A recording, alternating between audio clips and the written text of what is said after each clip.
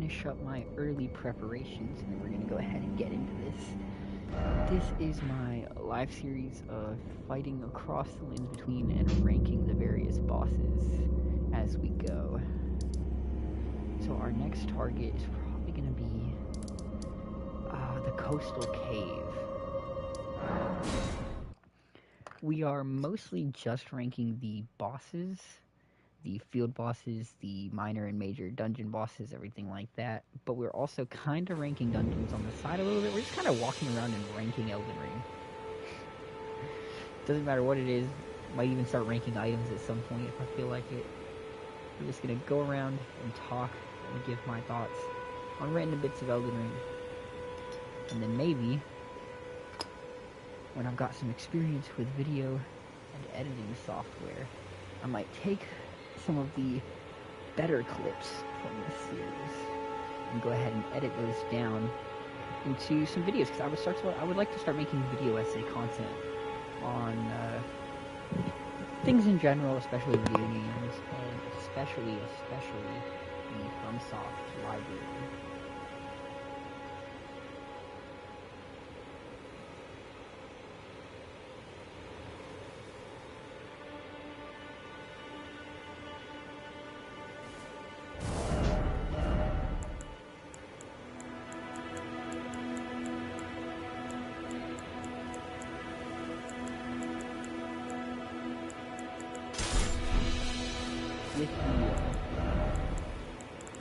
With the exception of Minecraft, which I've been playing for 10 plus years now, has been a massive part of my childhood. Bloodborne is my favorite video game of all time. If I wasn't going to put it outright at number 1, I would put it at number 2, just behind Minecraft. I honestly don't know which one I would really call my number 1. I almost feel like it would have to be Minecraft, just because it's been such a major part of every era of my life, even the modern era. And it's just such a hit, really.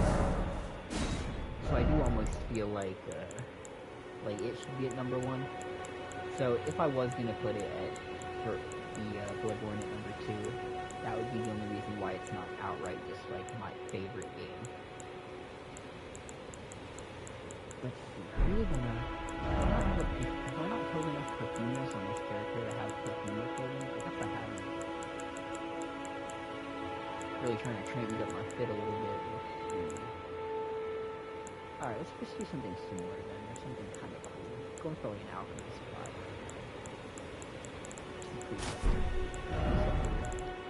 Outfit. That's not a terrible one.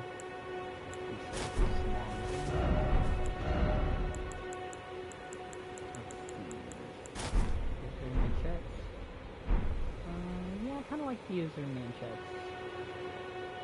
They kind of fit with the character a little bit. Probably just the Traveler call it. Finally. Traveler swaps? I don't think it's that one. Preceptor Travelers. Oh, isn't it? Yeah. That was stupid. We're gonna use the perfume bottles though, because they're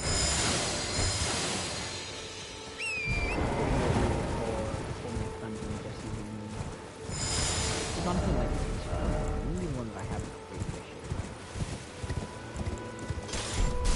Fire sparkle bottle too. That should be sufficient to blow up. I don't want to burn my way through everything we come across.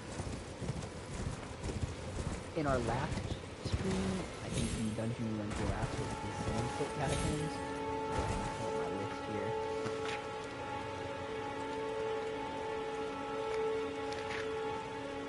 If I can find it.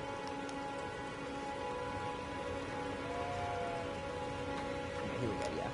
So the Stormfoot Catacombs is more than likely the first catacomb a player will ever find. So I did give it a solid A, as like the standard, good quality, just like what you expect out of the catacomb. The boss for it is your first encounter with the Erdtree Burial Watchdog, which is another reoccurring boss for a lot of catacombs. So I do like the Burial Watchdog, the first encounter with one, I think that's all it is. That's sort of good scale for where we left off at. Alright, we can just get down this hill. I really need to go ahead and explore this cave.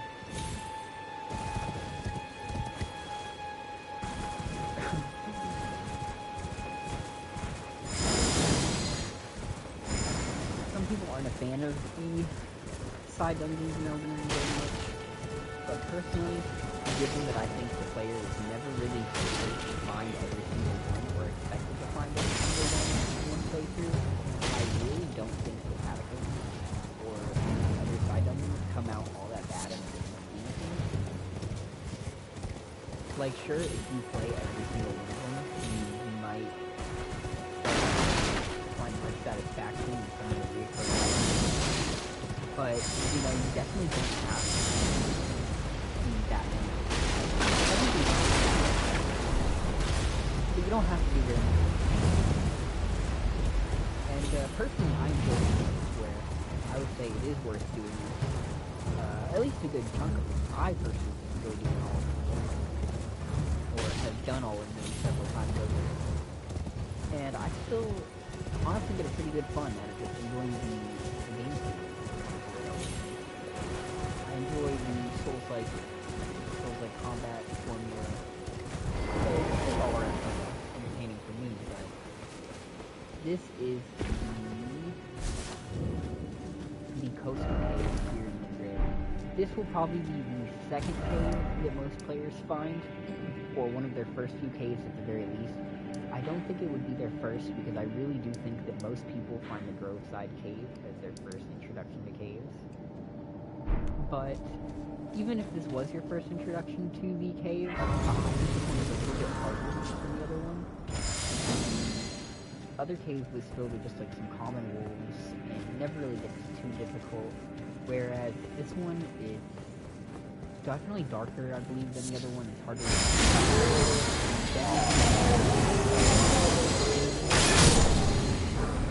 especially when we get to the demi-human chiefs that are moving down there.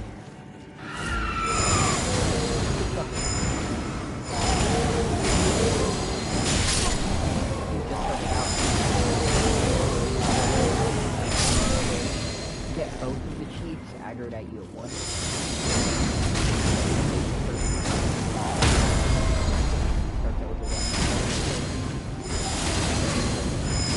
But let's go ahead and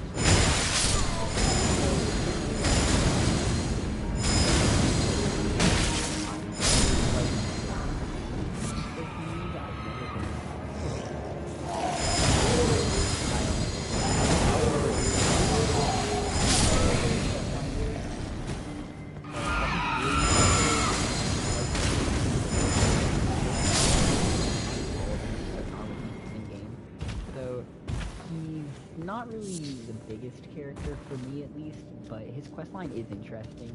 You find him hiding in an illusion, or trapped in an illusion. You rescue him. He comes to his family, or whatever. Probably for being, I guess, like too much of a big brain intellectual. And I guess they beat him up, or like they attack him when he tried to come back, and you find him like hurt out front. So you come through this cave. There's a couple of demi-human enemies that you fight. You know, it's a very narratively fitting cave. It's not just like any other catacomb or cave that happens to be lying around. Who is this a summon sign for? Is this a player? I think it is, but I don't know why, because I don't think I have it set to where I can see player summon signs. Maybe this is always here. This might be an NPC. Kind of looks like he's wearing a Kaiden sellsword armor, or like scaled armor. Whatever, I'm not sure about that. I don't know if that's an NPC or a player. I think it's probably an NPC though. Like I said, I haven't used the gold or finger. But this is a pretty short dungeon, but narratively fitting. It's just like one little room with some demi-humans, and then you walk straight into the boss fight area where you have to fight the two chiefs. They're both sleeping, and there is a few mobs in the room, so if you aggro the mobs first, you might have more to worry about. But if you can go ahead and get over here and really get the jump in early,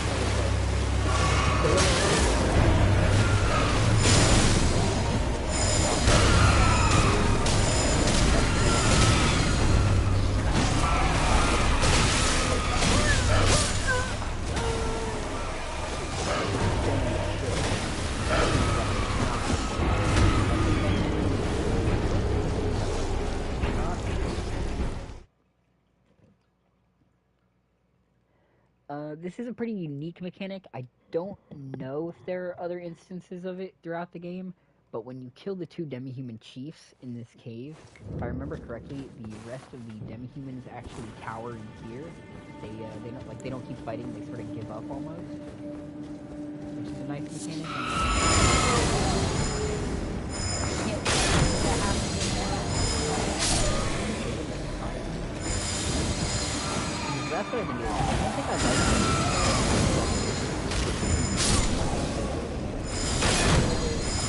I don't know why I said it like that. But I think I prefer the moveset of having the perfume bottle in one hand and something else in the other.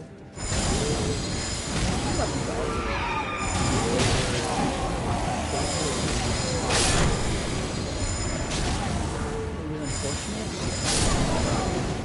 Using them, they were usually never really good.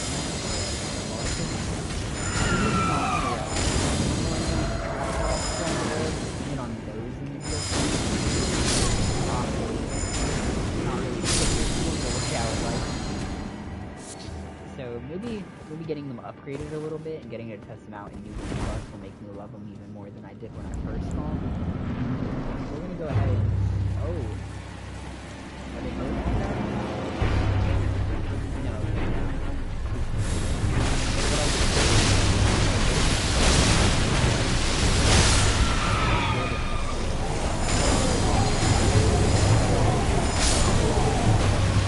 The fight is a lot like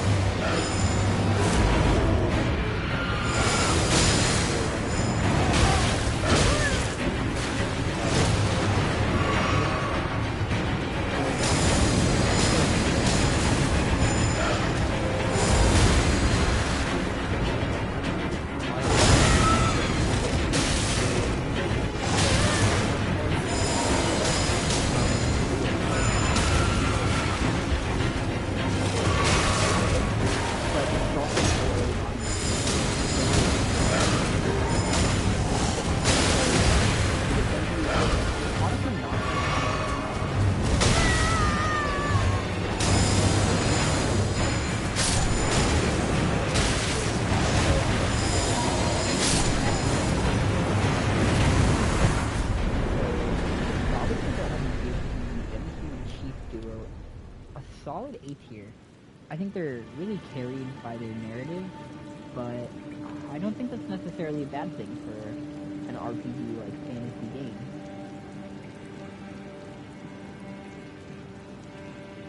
If this were significantly later on in the game and you encountered this fight, I would not be anywhere near as generous to it, and I definitely would not say that it's worth that same A tier. But on its own, I think it's a solid fight. It's a good purpose to be where it's in the world. It's a good narrative focus, so I do think it's worth the A tier.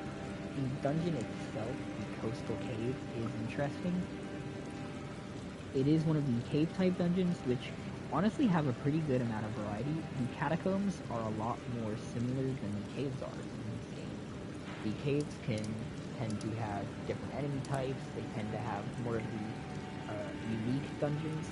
Like up here we have the High Road Cave, which is an incredibly unique dungeon that isn't really like any of the other caves in the game. And the Coastal Cave too is honestly fairly unique in that not only is it this short little narratively fitting dungeon, but when you beat the boss, you don't just leave like you do in the I don't know if they do that in the game. I think they might actually, now that I'm really thinking about it. Like I feel like when you kill the demi-human queens, the others might cower. But since I'm not really sure, I still think that's a nice touch that I'm going to give this fight. But even if that was the case in those other places, I still think that's a nice touch, so it doesn't really take away from it either way. But what I do love about it is that when you can teleport back to the Grace at the start to get out.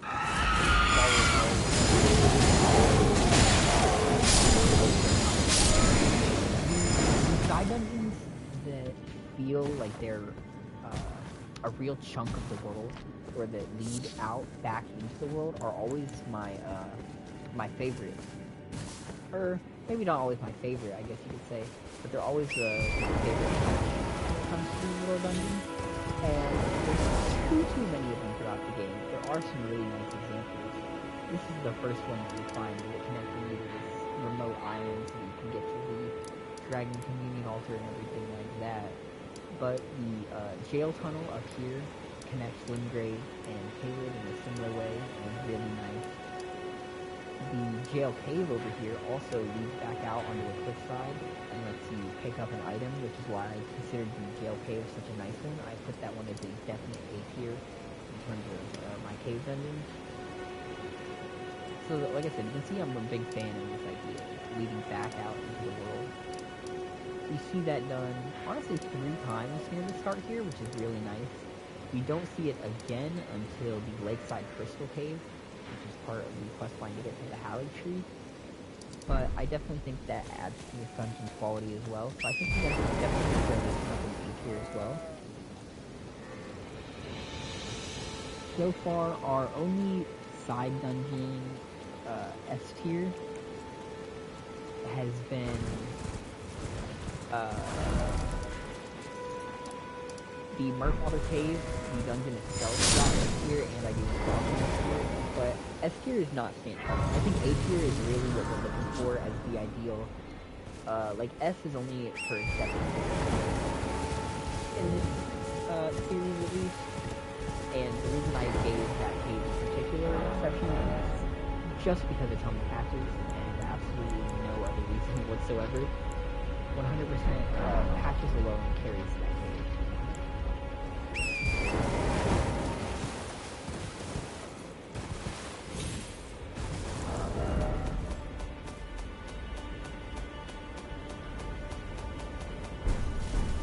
Sort of realizing now that I should have used the chance to buy all these dragon spells before I killed dragons before I buy these spells, unfortunately. It was an oversight on my part, but I suppose it's not the worst one ever. Let us go ahead and move on. Let's go to our first tunnel. We've already covered one tunnel in this series. We covered the Morn Tunnel down in the Weeping Peninsula, which we gave a B tier to. It is the first of the side dungeons that has gotten less than an A tier in our rankings so far. And the reason I thought it was only worth a B tier is because it feels like they had the narrative concept that they wanted to tell, which is obviously connected to Castle Morn, and it's forgotten all throughout it, like enemy types, like servants, all that standard business. But they never go all the way with the concept for me. It's just another one of these pretty standard tunnels. On a first playthrough, I did enjoy the subsequent playthroughs, and I leave side dungeon variants, which that is definitely a thing, and that bias might also impact the rating, which keep in mind. But what was I saying? But it feels like they just don't want to go all the way with the concept, or like they chose not to save on the time and money costs that they would have had to put into it.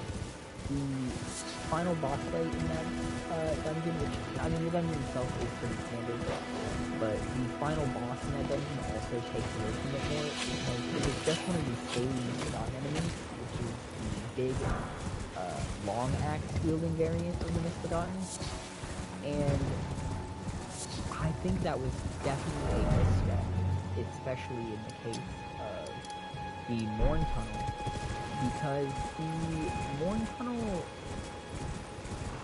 the boss drops the Rusted Anchor item, and they really had a chance to decide what they were going to do for that final boss. And instead of giving it the weapon that it drops and making it like even just a slightly more unique encounter, they just chose to make it a scathing Mistodon to probably stay a long time. And I definitely think that takes away from that dungeon to a fair degree. But I went the wrong way while I was talking, so we're actually going to go back to the Peninsula and cover our next cave, which is going to further show why the caves are always so different. We're not going to use the perfume bottle in this one, because our fight is going to be a little bit more serious. We're going to be dealing with something that is actually going to try to resist dying instead of just kind of laying down and taking it. Honestly, prefer a weapon. A weapon that has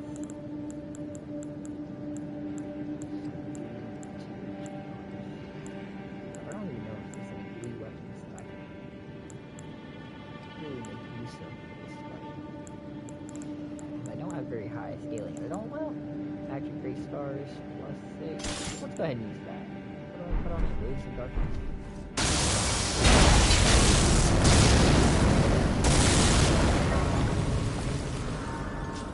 This is the Earthbore Cave, which is the first of the only 2 caves that are down here in the Peninsula area. You walk in immediately, there's a chest with a trap floor in front of it, which is... The trap floors are used in a few different dungeons, mostly, predominantly these caves, like I was saying. But that is a nice feature in those. We're not going to go this way. We're not going to take the proper way to this dungeon. We're going to assume that, like most players, drop down and build that.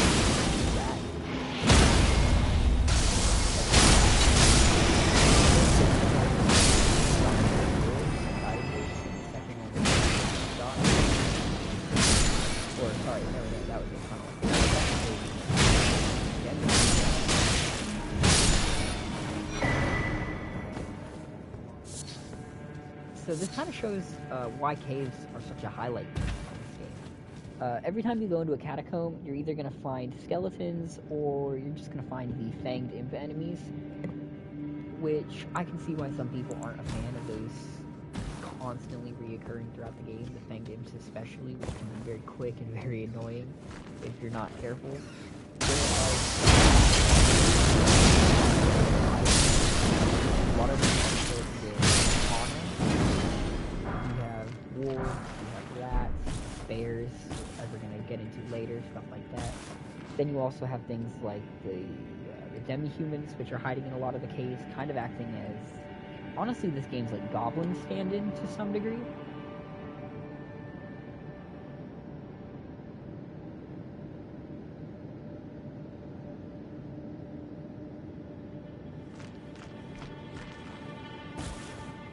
But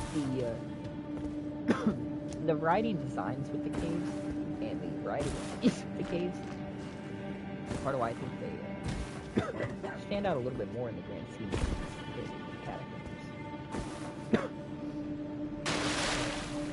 Go ahead and drop a little bit down. Make our way into the down here. Looks like all of the caves, honestly, in Peninsula and Limgrave are actually rather short. They're all super short. I think the catacombs stretch on a little bit longer, or slow you down with a little bit more enemies or traps to make it so you don't get here as quickly. But this is our final encounter here at the cave, which is a pretty simple cave, but nothing really spectacular.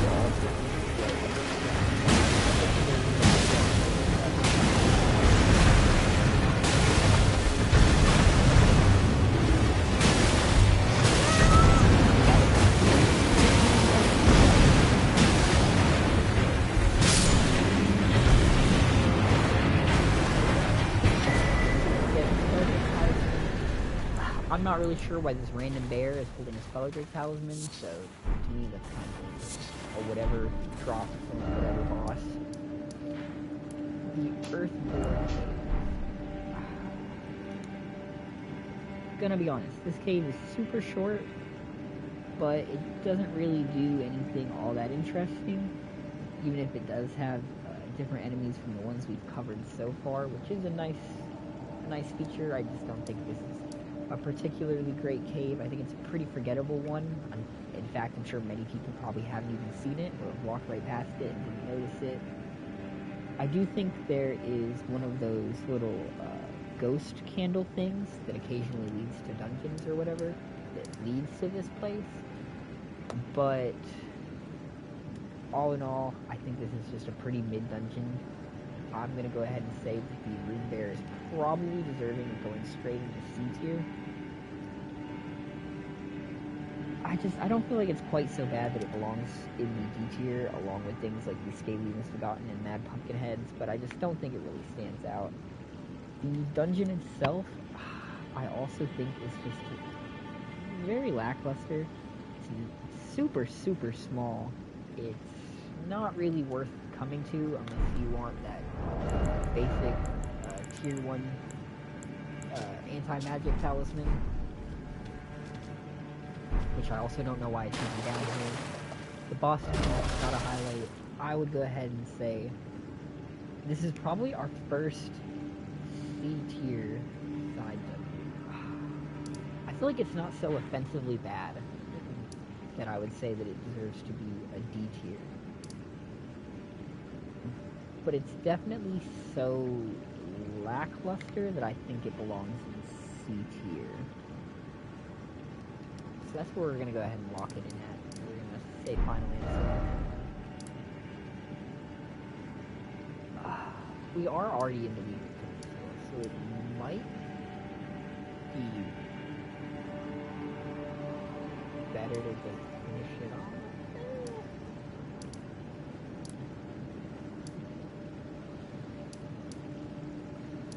Let's see. Yeah, okay, we're gonna stay in the Weeping Peninsula. I'm really fucking with digging into this area at the moment, so we're just gonna keep exploring and knocking things out as we go here until we've either gotten bored of the Weeping Peninsula or we've found something. Let's use the Bastard Stars. Never used this weapon. I'm probably never going to use this weapon. I believe all of the flail items in this game are kind of just dog shit. They're just worse natures, I think, for the most part. Yeah, I never once tried to use this thing, but we're gonna give it a shot and see how it goes.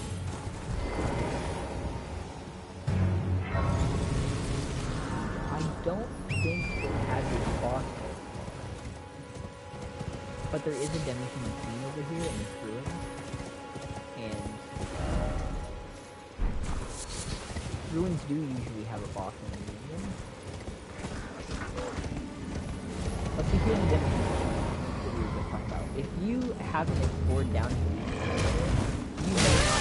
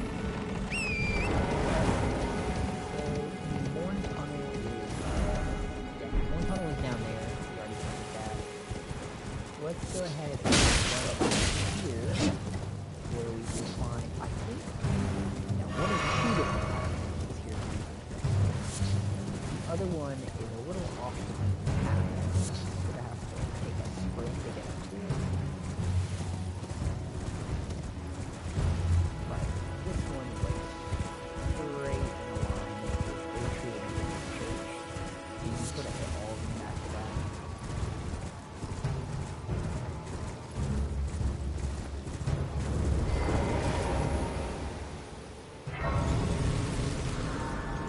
things that I think is really interesting is that there's a dungeon, and you could say that it's like catacomb, or that it's like a catacomb variant, but I do think that mechanically it is different enough, and it is called by a different name, so I do think it counts as a separate dungeon type than the basic catacombs, which is Heroes Grave.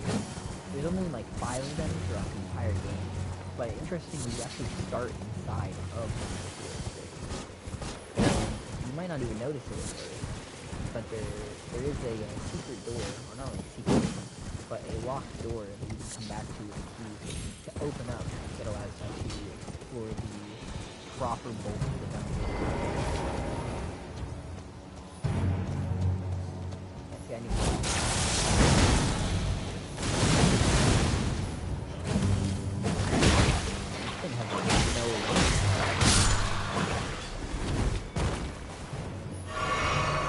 Definitely not a huge fan. But we're actually going to go over here.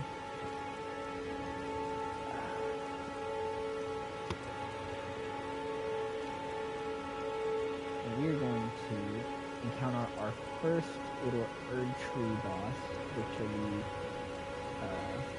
the bosses that protect the minor Erdtrees across the lands between. And this is the Erdtree avatar.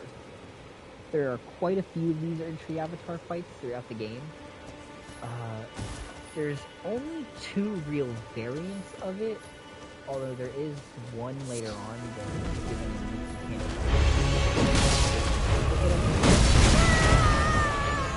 But even though the Erdtree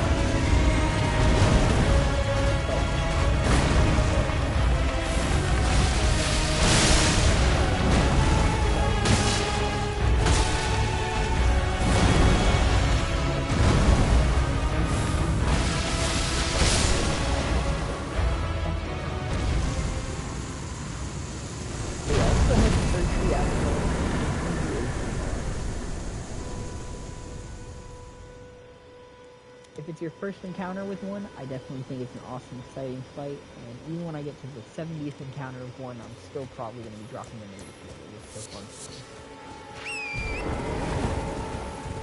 Third tree avatars might be one of my biggest forms of bias, but I would say that in a game that has so many reoccurring and repeating enemies and boss fights, I would say that of those reoccurring fights, the third tree avatars are probably the least offensive in the entire game. I really... Yeah, no, I really feel like they're just such like a standard good fight or enemy that there's no real reason to complain with any of the encounters. Even the Scarlet Rot build, Scarlet Rot can deal a lot of damage quick, it's just kind of nice. And I feel that Caleb is so corrupt that even the Earthly avatars are becoming putrescent avatars.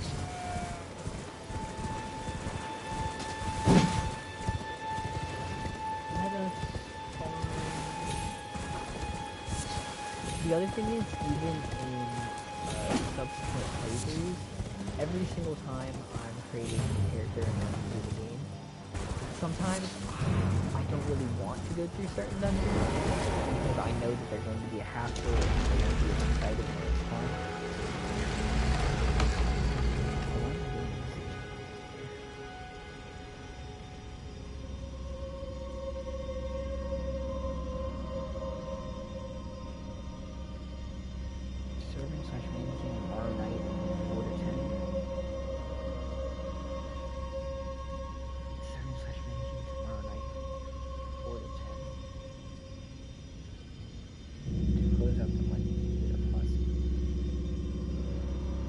I work tomorrow anyway, don't I?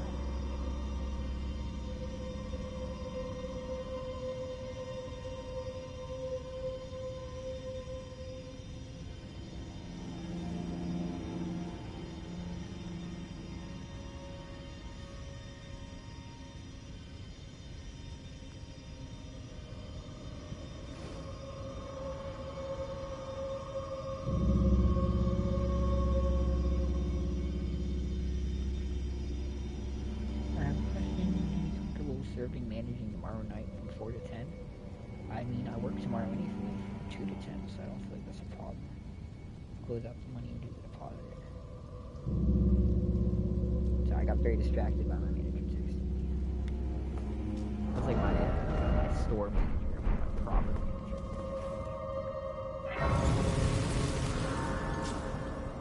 We are going to change up our build and our fit real quick before we go into this next dungeon, because I'm not currently a huge fan of what we do. We'll put on some of these like low-level different spells, and we'll use them for this one. Shatter, I never use any of these, so we're gonna equip both of them. I kind of like the preset, so we'll keep that. You can come in, but be quiet.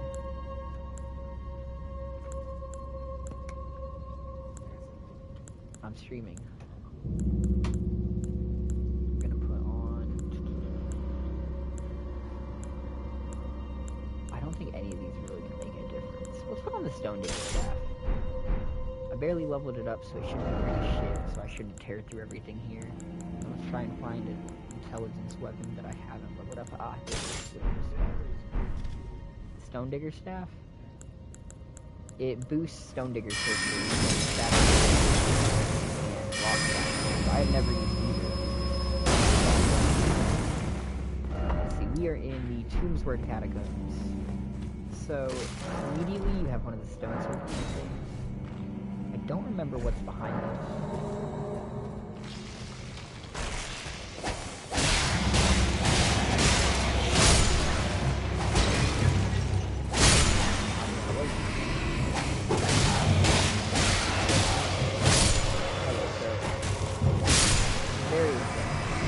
Opened up this with a stone sword key. There is a corpse item in here, but there is no actual item.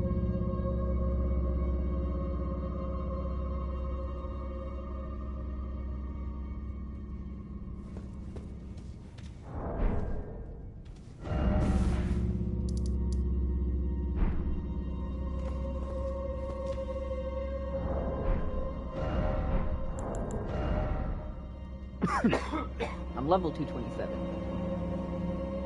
Yeah, I would need 100,000 more to even stand a chance of leveling up.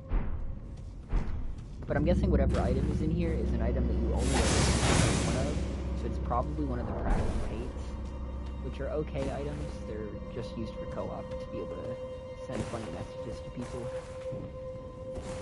So, not terrible, but also, if you're playing solo, it's not at all worth the Stone Sword key that you would have wasted on it. This is one of these skeleton-type catacombs instead of the Fanged Imps.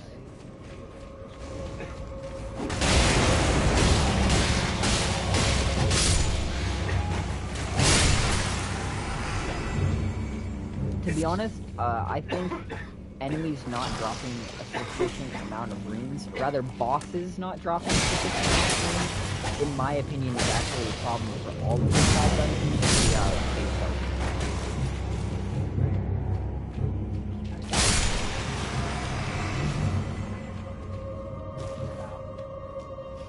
Yeah, no, it's... Well, no, well, here's the thing. It makes sense for some of these places. The Groveside Cave, Stormfoot Catacombs, and Coastal Cave are likely to be the first, like, dungeons you ever encounter, so it really makes sense that they don't drop very many runes. But places like Murkwater and High Road, Limgrave Tunnels, and the places especially down here in Weeping Peninsula could definitely afford to drop a little bit more runes. Maybe not from the enemies that you kill, but from the bosses that you kill.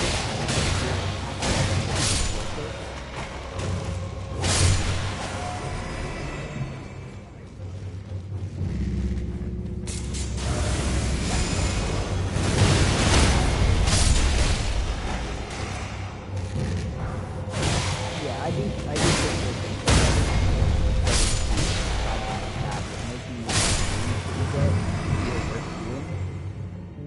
they probably did that because they were trying to balance it to prevent people from doing too many of the side dungeons, like to make it more side dungeons to get super powerful and prevent people. So I don't necessarily know whether you could up the value on those without harming the game, but from my perspective, I do agree that it feels not rewarding enough.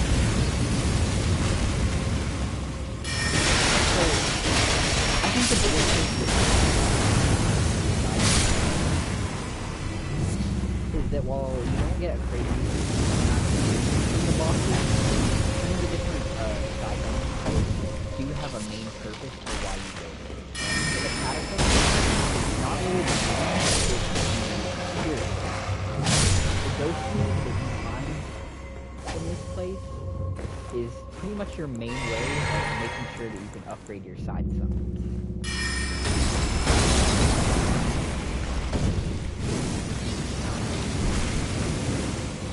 I think the only other place that really has any of it is the underground areas, like Nocron, Noxtella, and Deep Root Depths.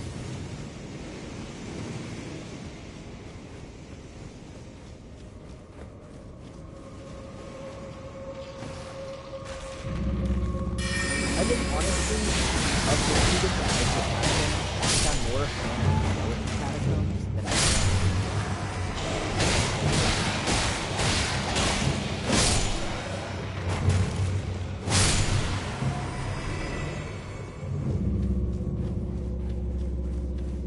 But this isn't too bad of a dungeon. It's a pretty basic one, but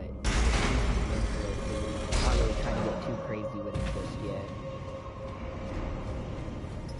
It's simple, but it's not boring. And it's still at least a good early game adventure. I'm pretty sure the boss... It might be a cemetery ship? It is, yes. It could be one of the hard ones. I haven't gotten it yet.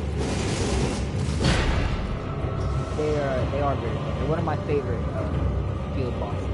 I did hear someone say recently that they should have been a night field boss, and I do agree with that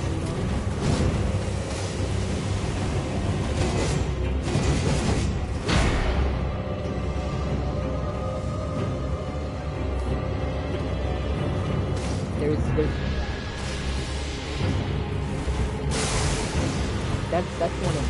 There's a ruin in Limgrave. The only I have the one in Limgrave is the graveyard in the swamp.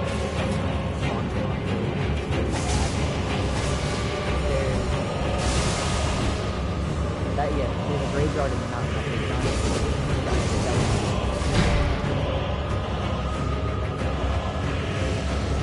to be honest, I used to say all of these bosses, but they're one of my favorites. They added one to the DLC as well. In Charlotte City Grave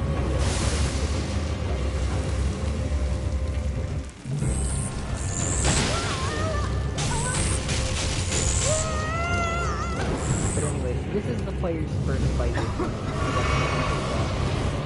teleport around a lot, they're very frantic to deal with something. Very much gravity.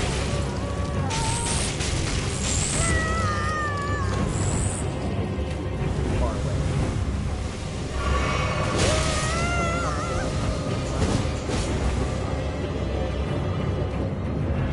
Very he was green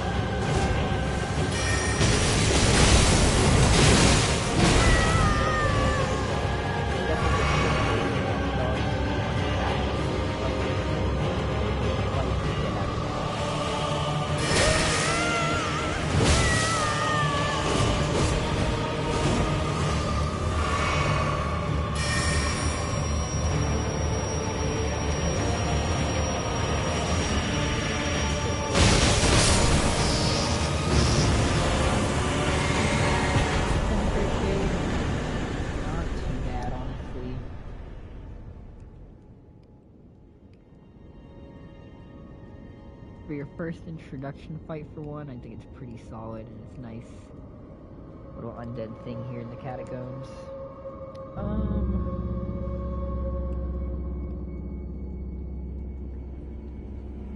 I'll go ahead and call it an A tier. I'm gonna be very generous to Limgrave and the Leaf Peninsula since it's the first area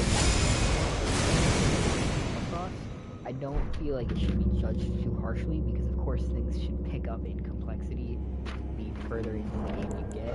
He does drop the Lutel the Headless legendary Spirit Ash though, which is one of the ones that you need. It's one of like the 7 that you need to platinum the game.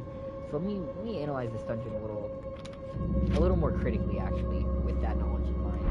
So if you want to get the platinum for this game, if you want it to say that you 100% Elden Ring on your profile or whatever, if you want to get the full experience, in quotations, out of Elden Ring, then this will be one of these side dungeons that is no longer optional, that you have to do. It's pretty early on, so it being simple isn't necessarily bad, like I said before. If you're gonna have to come here on that like standardized playthrough, you're gonna get a pretty good early game experience out of it, of fighting your way through the undead and then dealing with this spectral being lurking in the depths of it. I haven't used Lutel the Headless, but I'm pretty sure he's fairly solid.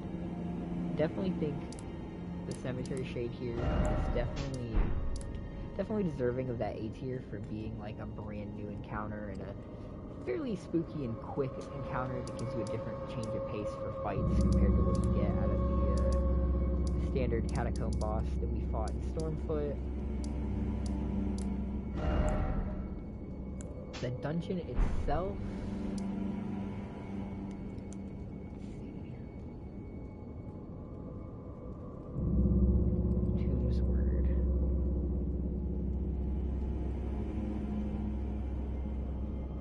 I think we're gonna go ahead and go out on a similar vein that we did with the Stormfoot catacombs, where that's sort of your perfect introduction to catacombs.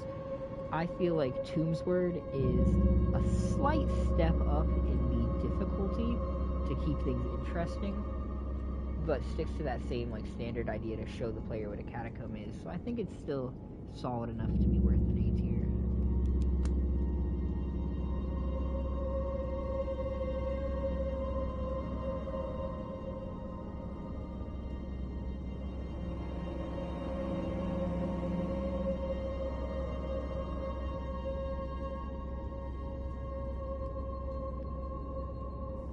Every time my manager texts me, I'm like, oh my god, is it going to be something crazy or important?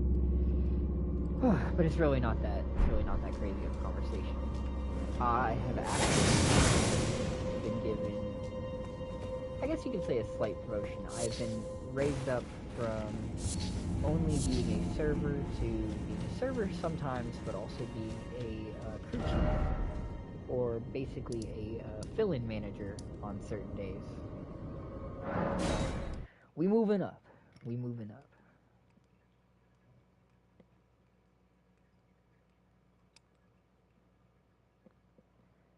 I think I'm gonna take this chance, now that we've cleared that last dungeon, to run upstairs and take a quick break real quick.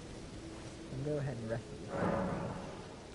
And I'm gonna go ahead and grab something and I'll be right back.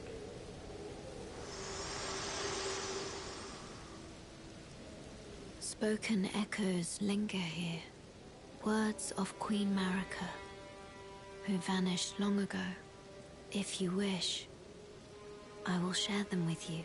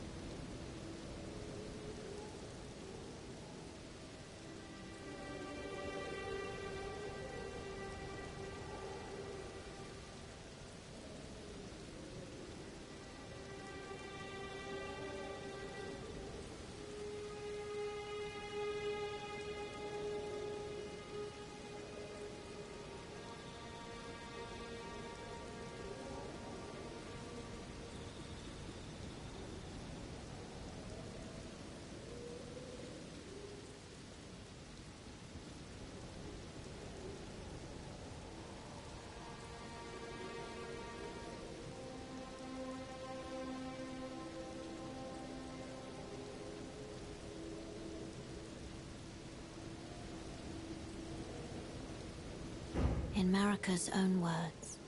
Then, after thy death, I will give back what I once claimed. Return to the lands between. Wage war. And brandish the Elden ring. Grow strong in the face of death. Warriors of my lord, Lord Godfrey.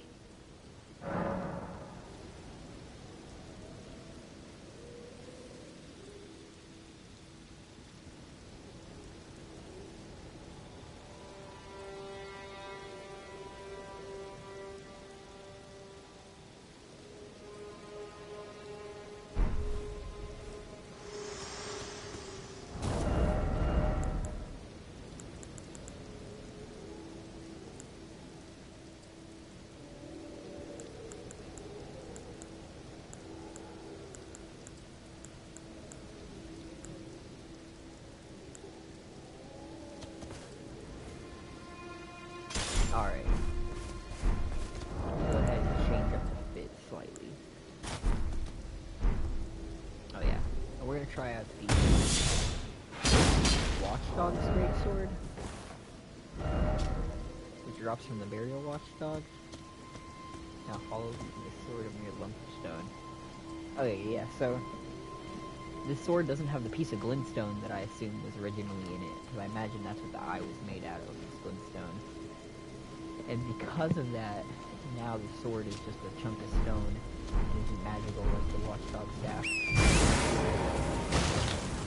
But anyway, we are going to head over here to finish off. Not finish off the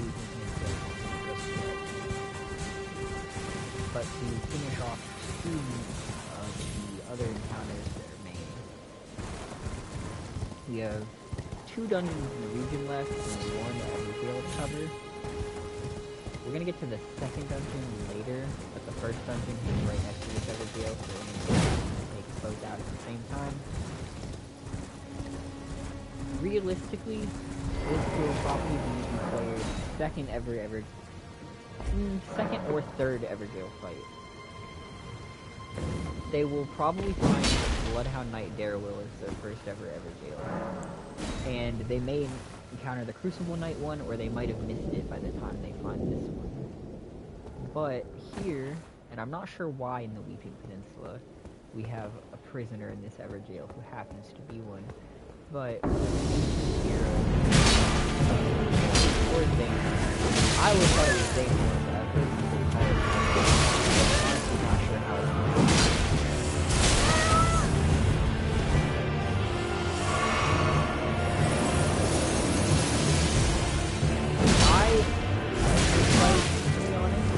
I like the music. Later on,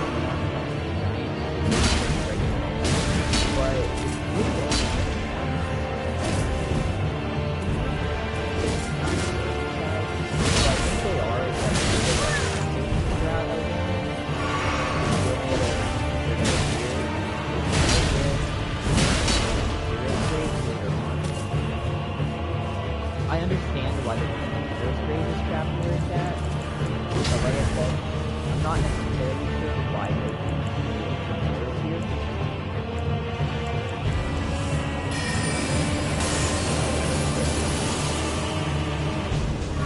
But like I said, I really enjoy these fights, especially in that fun, so I don't mind this ever deal at all. I honestly set up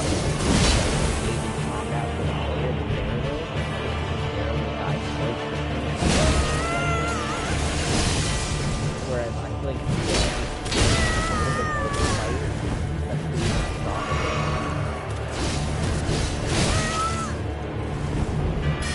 so I don't think it's very bad.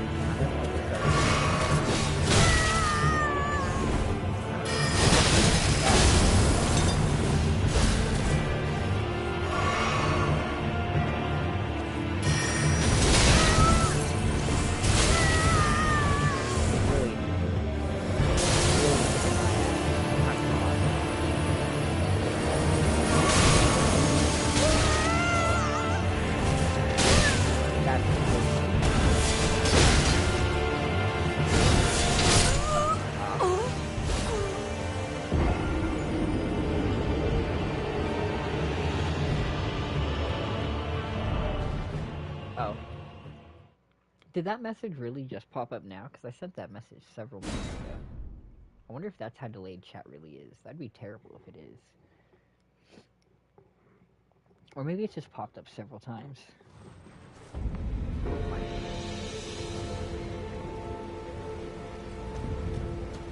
Oh. Burial Watchdog Sword. Kinda garbage. What about the Royal Grey Sword? That's a weapon I've never used. Kinda doing several purposes with this. We're trying to go through and like sort of rank and discuss different aspects of the game. But I'm also trying to switch up what I use and not just use one consistent thing. Because I feel like there was a lot of tools, weapons, and build types that I never got to just mess around with the first time through, because you have to find the things before you can use them. So I just think it'd be a little bit interesting and fun. Oh wow, that does way more damage. Pushed him into second phase. I do like the second phase on the more limiting him and making him weaker in that first half, but letting him like go a little bit more crazy in the second half. Really was a nice touch for a little Everdale boss like this to have that phase changing aspect. I risked it, but it was worth it. Ancient Hero Vaymore was more, I think, is a definite A tier for me.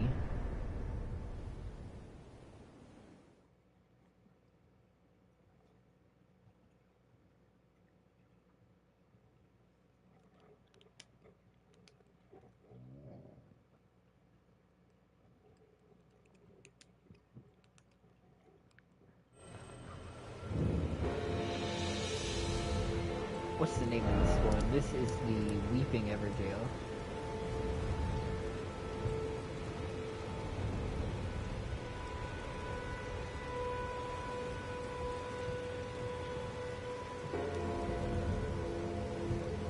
Alright, the Tombsword Cave is our next opponent. I think this is a sneaky one. I think Tombsword Cave is super easy to miss. It's literally tucked on this one little ledge between these two bits. Oh, there's a bunch of Nicola lilies right here. Trina's lilies, I should say. One of the things I've been doing or paying attention to more recently is the golden Michelin lilies and the Trinity or Trina lilies. I've been focusing more on where we find them recently and trying to ponder what the implications of that might be. Like why is there a patch of 3 growing all together right here in this little area above this poison cave? Is there a reason? Maybe. Maybe not. But it's interesting to think about. But the Tombsword Cave, I think this is a super easy one to miss.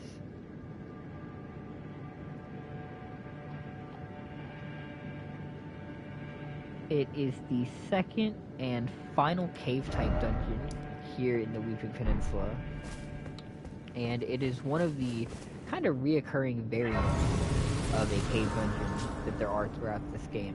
Because a few of the different caves that we will encounter throughout this are going to be poison caves. Or Scarlet Rock caves, which are basically just toxic caves or advanced poison caves. But they have like a very similar feel. They're home to the Servants of Rot, which have poison shells. I do like these enemies actually. I think they're one of the sort of fun to fight enemies that aren't used quite as often throughout the game. Let's go ahead and use the Sword of St. Trina, because I think it's pretty garbage. And I'm really not trying to power my way through everything. I keep taking off. My entire first playthrough, I always had Flame Cleanse Me, but for some reason in this playthrough, I just constantly take it off and then end up in places where I need it. So we are probably going to get poisoned. But yeah, all these poison type caves are pretty similar. They're filled with the Servants of Rot enemies, big pools of poisonous water.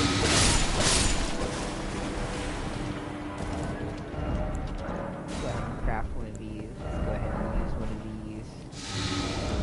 ahead and change our build so that this poison is not fucking me so badly. Yeah, that's good enough. That's a pretty nice bar. But as I was trying to say, they are all pretty similar to certain types aren't found too often around the big poison lakes, which this is kind of a, I don't know, a lot of people seem to hate poison swamps and poison areas in FromSoft games. But I personally tend to feel like these areas are, they're kind of like a FromSoft staple. Like they're part of this genre. They're part of this like experience of gaming. I'm personally a big fan of the status effects in Elden Ring, the various types that there are, and in other games like Bloodborne has a few different status effects. Like I don't know, I think mechanics like that are good mechanics. They add to the complexity of the game and they change how certain parts of the game are. I don't mind poison in any of the games. Sometimes the poison can be annoying, but I don't necessarily think that that has to be a bad thing, or that there aren't ways to perhaps design around the poison to make them fun or engaging. For me personally, I enjoy that in Elden Ring, you could either just power through it and say fuck it and take the poison damage. You could try to use certain armor or talismans perhaps to resist the poison, which I think is a nice ability to be able to do. Or you could spec into your stats to make yourself more resilient. You can choose certain spell types or certain build types to cure that rot, for that poison. And the spells to get rid of poison and rot aren't very high face requiring, so even if you don't want to invest in any of that thing, or even if you don't like the mechanic, it's usually not that hard for the player to then invest in Flame Cleanse Me and just prevent themselves from having to deal with it. But especially here in Elden Ring where they added crafting, like if you do not like whatsoever, oh this will be good too actually, boost my speed even more. But what I was saying, if you really just do not like poison in Elden Ring especially, not only do you have all those other options, but if you refuse to change your build and refuse to spec into like saves or spells or anything like that, you still have the option of finding or crafting consumables to get rid of that poison. So I feel like if you're unwilling to use the tools the game gives you, you should accept that it's your decision to like be affected by these mechanics. And like if you're one of those people who just never uses consumables in any of the games, like all power to you, but they're clearly there because they serve a mechanical purpose that most players can engage with, and many of them will engage with. So if it's your personal choice to abstain from those mechanics, I think it's just sort of, you know, it's on you, kind of, to a certain degree.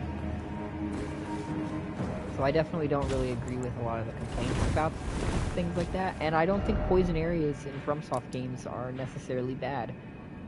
In Bloodborne, you have the Nightmare Frontier, which I don't think is a bad area. It's a huge poison swamp, it can be a pain in the ass to deal with, giants everywhere, but still a pretty fun area all in all. Definitely don't hate it. And honestly, whenever I picked up Elden Ring for the first time, I actually thought the game was lacking in poison swamp areas, or in reasons to go to poisonous areas.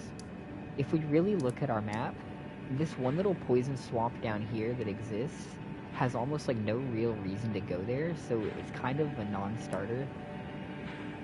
There's a lot of like lake or ponds like this one, or honestly near the lakes as a whole, that are swamps but aren't toxic and aren't really that hard to deal with. They don't really inconvenience your movement or anything. Like they're not really mechanically that swamp-like in the traditional sense.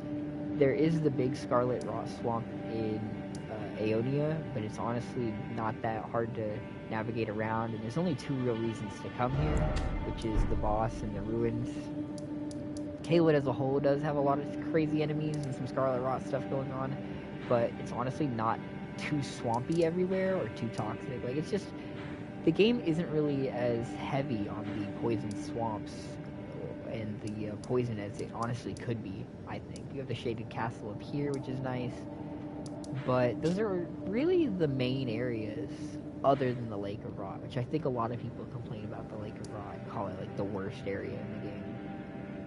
But it's a short little area that offers a couple different things to explore, and it has like the mechanic of lifting up the platforms, which is cool, the Dragon King Soldier, and honestly, I just think the Grand Cloister in the Lake of Rot is not an honestly offensive area. If I was ranking all the Elden Ring areas, if I was going to consider the Lake of Rot by itself, it would probably be near the bottom, but only because it doesn't have that much content in it. Like, it would honestly be in a similar place as Mogwin Palace to me. Like, it would be below the Eternal Cities, below the palaces, and the other, like, main underground areas. It would be near the very bottom, solely due to lack of content, because it's not very big. But really what I'm getting at with this is that I honestly thought poison areas would be more of a thing. So I don't think the ones that we have in the game are that bad. And I'm not going to be super harsh towards them. This is a super short dungeon, but like I said, it's kind of a theme for most of the Weeping Peninsula, honestly.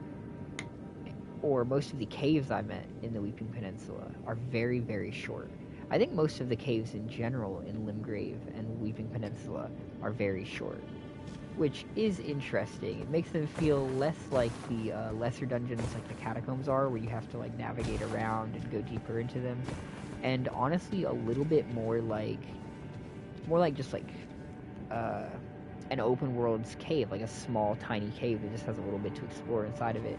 So that's actually kind of interesting, or not too bad. It's not something I really noticed, but I don't think it really keeps up throughout most of the game. I think as we move on, a lot of the caves start to be bigger or more expansive. So it is also possible that these are just short so that they don't overwhelm the new player. And something I also haven't been considering up until this point is the amount of flasks that you have and the amount of health that you have and resources. As you get into the game, you can afford to take more hits, so they can kind of afford to drag the dungeons out longer. So the shortness of a lot of these early ones can kind of be excused by that. But let's go ahead and head in here to the boss, which I believe is the Miranda Blossom. Yeah, so this is a super cramped arena with a couple little ad enemies on the floor, and one of the Miranda Blossom is given a boss health bar and sort of thrown into the fray. I don't mind the mini Miranda Blossoms as enemies throughout the game. I don't even really mind the big Miranda Blossoms as enemies throughout the game. However, I think there's almost no good way to actually go about fighting the Miranda Blossom, to be honest. It feels like no matter what you do, it's super tricky. Even when I've used fire spells on them in the past, it never felt like it was doing a crazy amount of damage. I haven't done a lot of like testing across the board to where I would confidently say that or anything, but just from like my recollection of my diet, it really feels like every time I fought and get my burger, it's kind of been like just like chopped with the butter knife. Like, it doesn't feel very engaging, it feels very slow, and all it really does is put out poison and headbutt you and do a little light attack, which is the only one that really does significant harm most of the time. I mean, it makes sense. It's a poison flower in a poison cave, but honestly, it's not a crazy interesting cave, and it's definitely not a crazy interesting boss. I would say that the Miranda Blossom is probably worth a D tier, in all honesty. Even if it might make sense that it is here, thematically, it's just not an interesting or engaging fight to me, or very fun at all, and it is just a common enemy given a boss health bar. So this is going to be one of our only D tiers so far, alongside our Mad Pumpkinhead duo, unfortunately. The cave itself, I honestly think it's a little bit better than Earthbore Cave. So I might be a little bit generous on it. I might not be too harsh. And I might call it a B tier.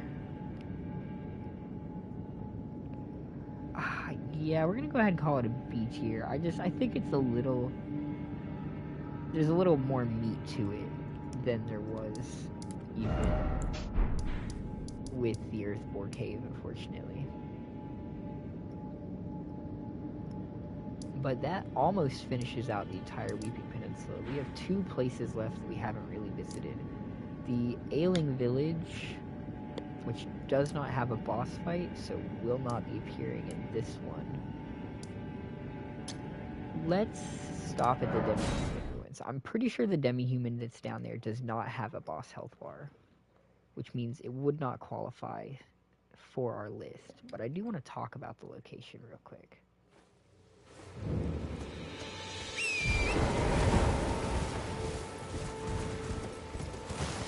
We will only be ranking things that strictly have a boss health bar, but we will be ranking everything that has that boss health bar. But I do feel like this is an area that it's worth talking about. See, here's what I mean. Here we have another Morena Blossom that's just out in the wild. Like, these are just regular enemies in various places across the land.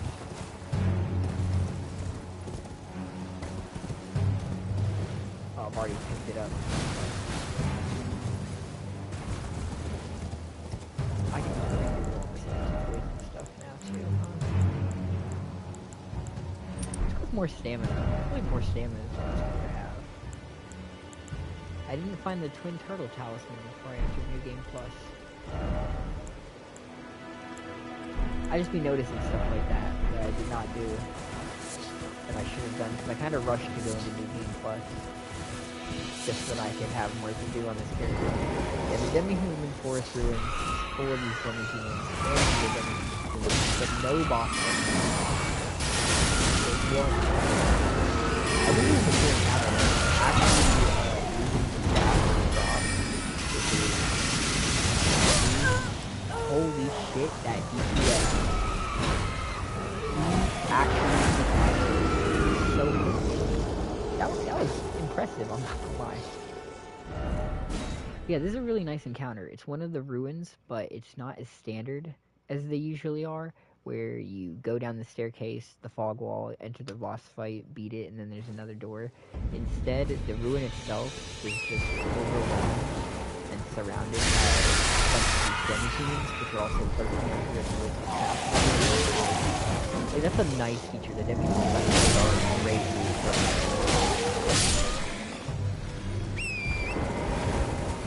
But yeah, they've sort of like overwhelmed and overtaken these ruins, or at the very least are populating, because it does call them the demi-forest. So maybe they built these ruins, or maybe they just conquered this place and made it a forest. I feel like that's probably more likely. But either way, this is a fun little area. We do have a demi-human off by this area down here is really where you start to find them for the first time, for the most part. Other than the duo fight that we saw earlier. So, I feel like by the time you find an enemy, them being used as a boss, it's really lost on you. It's gotten a little bit stronger and you're ready to face them like they're any other foe. Okay, we're gonna be careful this time. That's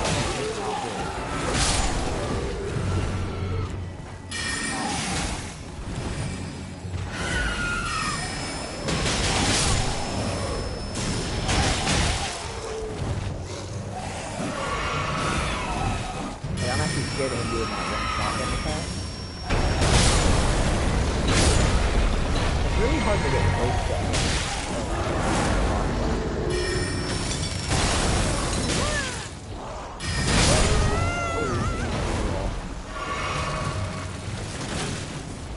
The demi-human queens are an alright enemy with a decent move set. We're gonna talk about them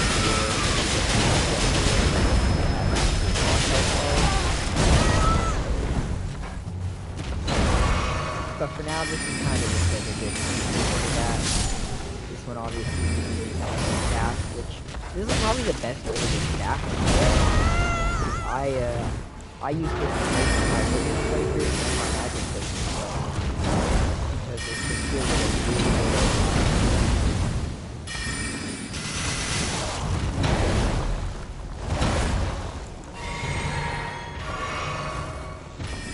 Why is he still playing that message? That was literally like well over an hour ago. But yeah, this ruin is different than the others. You get a spell from it, which is Crystal Burst, like an early shotgun spell, and the Demi-Human Staff, which like I said is kind of peak. It's more slotted into the environment and less static or almost procedural like some of the other ones are. So I think this is one of the nicer ruins, to be honest. If we were ranking the ruins as well, like just everything, I would definitely be well, okay, what would I say? What would I give this place? Maybe an A tier. I feel like it's a solid A tier ruin. Even though it doesn't have a boss fight.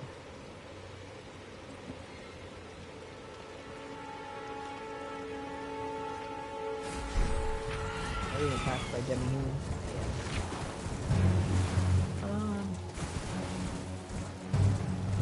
Yeah, we'll leave it out of the discussion for review, since it doesn't have an official boss health bar for this one.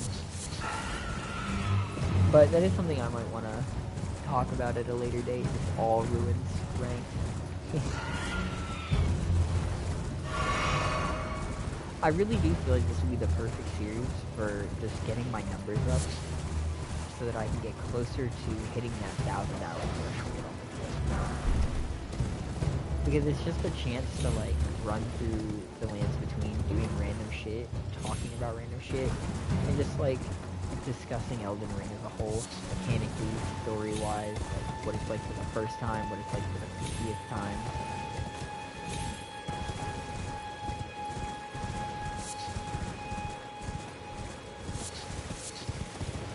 One thing that I will say though is that people who aren't as into this genre of games are definitely going to have very different like thresholds, expectations, and preferences. And I mean, everyone can have their own opinions. So nothing I say is absolutely concrete or fact. But we're definitely gonna. So these are called Star Colonies. I never knew what they were called, but they're not a super common.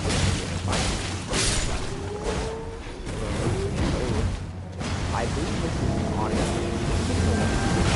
challenge.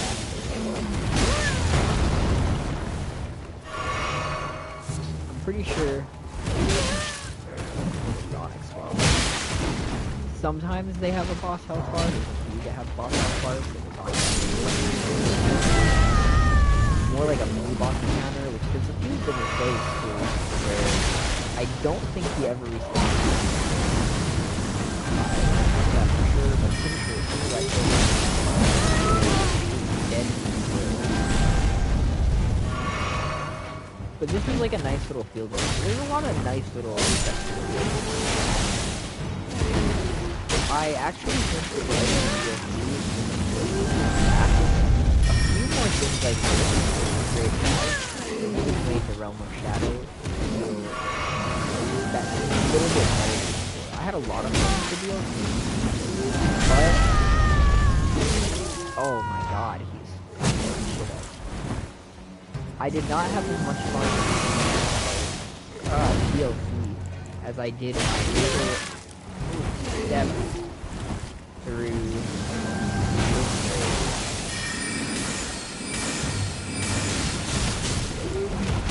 oh my god, brother, you've got to stop.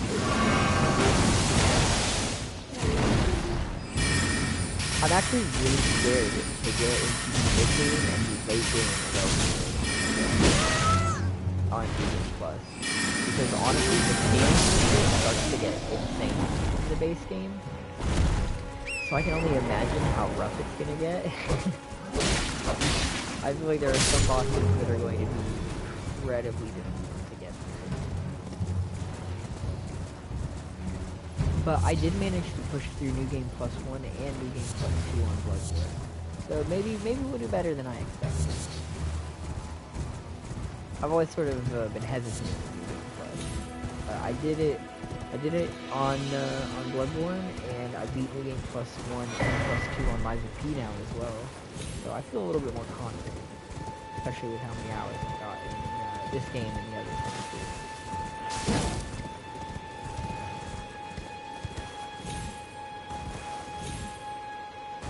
A lot of people do say Bloodborne is the easiest. I would say, because I've played 2, I've played 3, well, I've beaten 2, I've beaten 3, beaten Bloodborne, beaten Elden Ring, beaten Lies of P. I have not beaten 1, I have not beaten 2. But out of all of them that I have played, Bloodborne is probably the easiest. But it's also probably the most fun. So, I don't know, you give and you take. Here we have the Impaler's Catacombs. This one is kind of pretty off the beaten path. I would not doubt that a lot of people would completely miss this one entirely if they weren't, like, doing a thorough job of exploring every bit of the lands between. This is one of the pretty standard catacombs that uses the imp type pieces, I believe. So our sleep sword is not going to do anything here. Let's go ahead and try something different.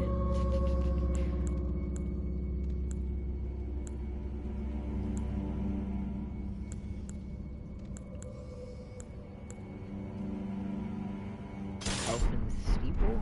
Alright, let's go ahead and try that one out. That doesn't sound too bad. So the Impaler's Catacombs.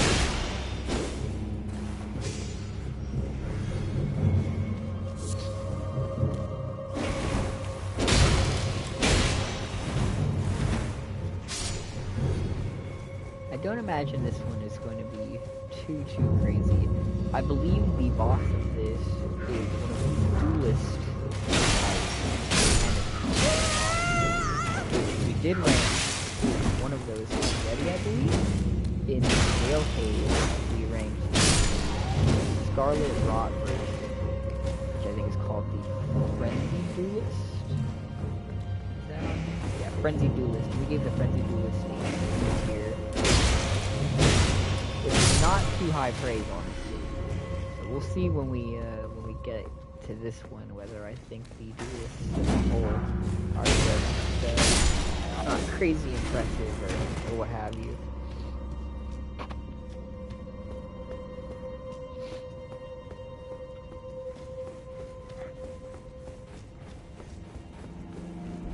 Yeah, okay, so the Impaler's Catacomb is honestly like the first of these catacombs that switches it up a little bit. In Stormfoot and in Tombsword, we had the pretty standard operation. You know, you got your imps or your skeletons, and you've got the fire traps. But here, we actually have a new type of trap, which is these spiked roots. They sort of reverse it in the DLC, and they have 2 different catacombs that use these falling spike traps as an obstacle to deal with. Oh, I'm close.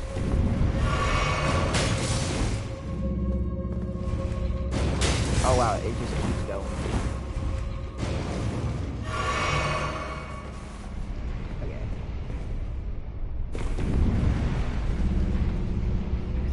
Can I? Yeah. Okay. So this is a pretty standard thing that a lot of the dungeons like to mess around with too, is the secret passages to move forward instead of having the way be like a straight line and being, what's the word I'm looking for, like super easy to follow and linear.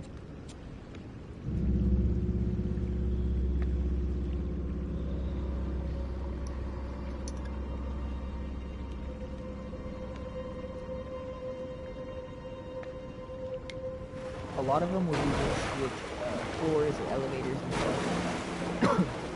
We have to jump beneath it to continue. I've heard some people bitch about that in the past. But personally, the previous entries in this series taught to really explore and look around. So I would always notice these little things. I never had like too much trouble with them. So I think they're pretty fun. I think it's nice to really get the player like keeping an eye out. These enemies, these really like constantly spawning. There's a few different instances of these like zombies that grab at you throughout the game. They're not the worst enemies, but they're not the best either. Kind of fun to fight. You know, not crazy but this is one of the catacombs really constantly spawning at it. You're forced to like get out of the area. You can't conquer it, you just gotta survive the fight. It's kind of cool actually. Not a lot of the dungeons in these games have a mechanic like that, where there's no way to really make the area like safe from enemies. You just gotta get out while you can.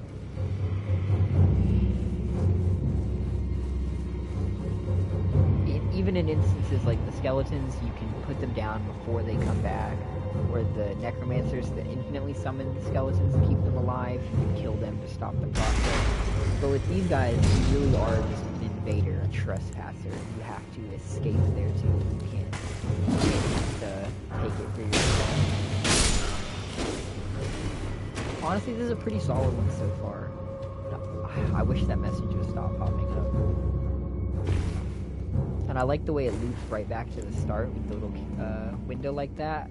I think we're definitely going to be a lot more considerate to this one than we were with Tombsword, with the Tombsword Cave or the Earthborn Cave. Which is interesting because I did. Oh, but you know what? This is definitely going to knock it off. So capping off this, we have our second ever Watchdog, and all they decided to do is try and make it differ first. So 3 of the annoying dungeons that you here, this erratic chaos they're all scattered throughout the world. This is not a good multi fight. Added these random obstacles behind the side to make it whatsoever. You will definitely not be doing this long. God. Definitely not near.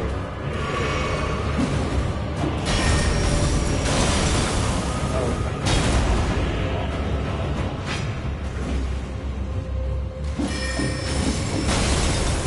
Slowly walked away from it. I was still doing that slowly. If Shatter Earth had a bigger range, yeah. In my opinion, as it stands now,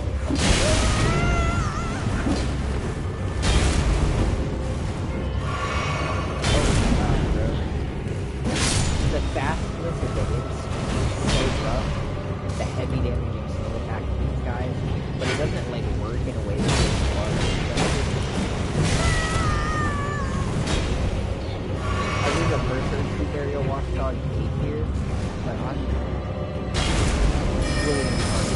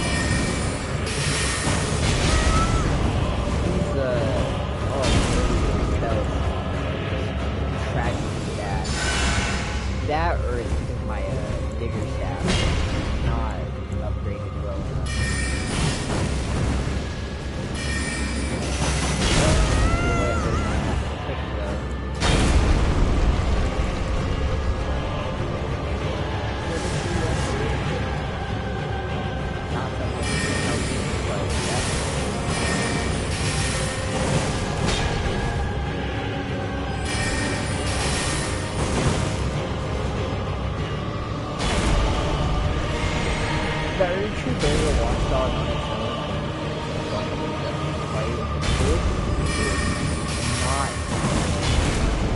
not the upgrade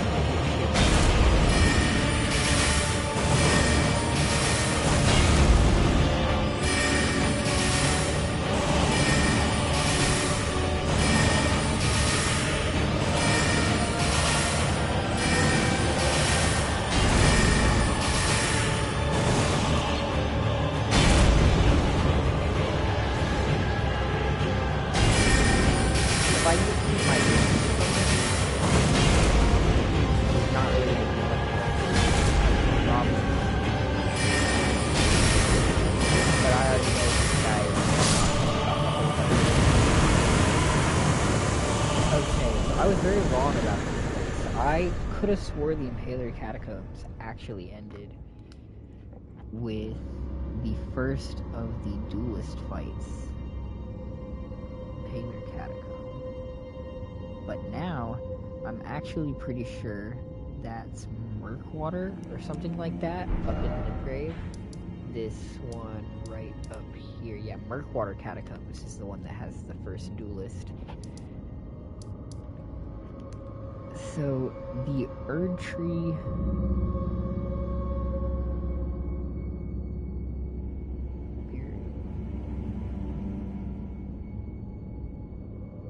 Watchdog 2... plus 4 imps. If the initial fight was an A tier, this rematch against it so soon here in the Weeping Peninsula with no changes to the initial boss fight, mechanically is not very interesting, or would not be a very interesting thing. So they clearly tried to change it and spruce it up. Adding random mobs, especially the imps, as annoying as they are, it was like trying to pour gasoline on a fire to put it out. I don't know, it just makes it so much worse than it would honestly, even if it was just another one of the exact same Erdtree Burial Watchdogs. Getting here, it would be like, oh, okay, well, those are the burial watchdogs for Erdtree Burial, so it makes sense that they're at the roots of the trees where people are being buried. You know, it makes sense that they are where they are. That's just one of the boss types, okay? Like, it'd be easier to just accept it, even if it narratively makes sense that, oh, they just happen to also have the imps in there. Yeah, whatever. Like, that, it doesn't break the narrative or make it feel like it doesn't make sense. It is just mechanically bad to add those 4 dog shit imps to this room. And I feel like it subtracts the fight from what could have been like an A or just like a standard B. The only thing I'm having a hard time deciding is whether it brings it down to a C or a D tier. But honestly, I'm really leaning towards D tier. Yeah, I think it's really gross enough to where it deserves that D tier. This whole dungeon, I originally thought was solid enough to where I felt like it was worth, like your standard A tier for being just like a pretty standard early game catacomb and having some nice touches. The boss did disgust me a little bit, though. Not gonna lie. The boss was so offensive that it feels like it has to bring the dungeon down some. But at the same time, I don't think it's a bad catacomb at all. So even if I'm not gonna give it that standard A tier, I'm honestly just gonna drop it down to a B tier. And I still feel like the catacomb itself is solid enough to where it could warrant an A tier on its own, honestly, for being a solid like if you were to line up all the catacombs and pick out the better ones, I think it would still be one of the better ones for what it is as a starting area. But it does hurt it a bit, so we'll just call it a B and we'll move on. And that pretty much knocks out the Weeping Peninsula as a whole. Let's go ahead and take a look at these bosses. We got the Knights Cavalry, which I think already said easily. All the Knights Cavalry fights are probably going to be C tier. They're just so mad to me. The Deathbird rematch, again, C tier. So much worse than the first Deathbird that you find in Limgrave. We have a B tier with the Leonine Misbegotten. Could be better, should be better, but it's not terribly offensive. Scaly Misbegotten, which straight in D tier, should be better.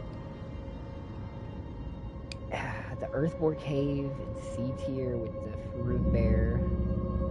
The Erdtree Avatar in A tier, but I think honestly all Erdtree Avatars are A tier. Okay, so not too bad. We've got a couple A tiers, but we do have some C's, and we've honestly got quite a few D's. We've got 3 different D tier bosses, in my opinion, here in the Weeping Peninsula, which is pretty rough. And the 3 C tiers as well. But honestly, even though all Knights Cavalries to me feel like C tier, I feel like when you're first encountering them, the novelty of fighting the first one is probably better, and the novelty of fighting the second one is probably better. So I'm gonna go ahead and make like a slight like alteration. I think that the first Knights Cavalry would either be C tier or it would be B tier. Since it's like the first one, I don't think it's terribly offensive or like terribly bland. I don't know.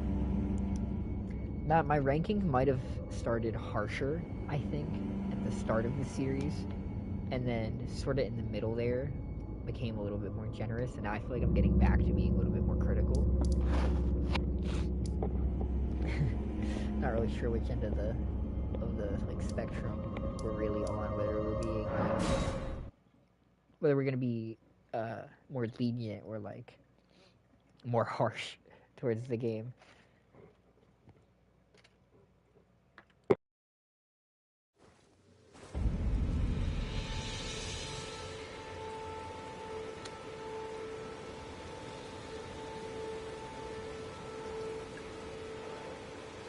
There's something like 180 plus boss health bar encounters throughout the game, so it is very likely as well that we do not remain consistent in how we judge things throughout the lot of them.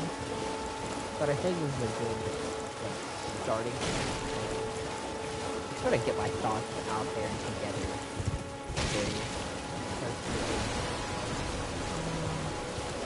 Who's the Smith Hammer? One of the DLC weapons. We're gonna go ahead and cover a dungeon that I honestly should have covered already,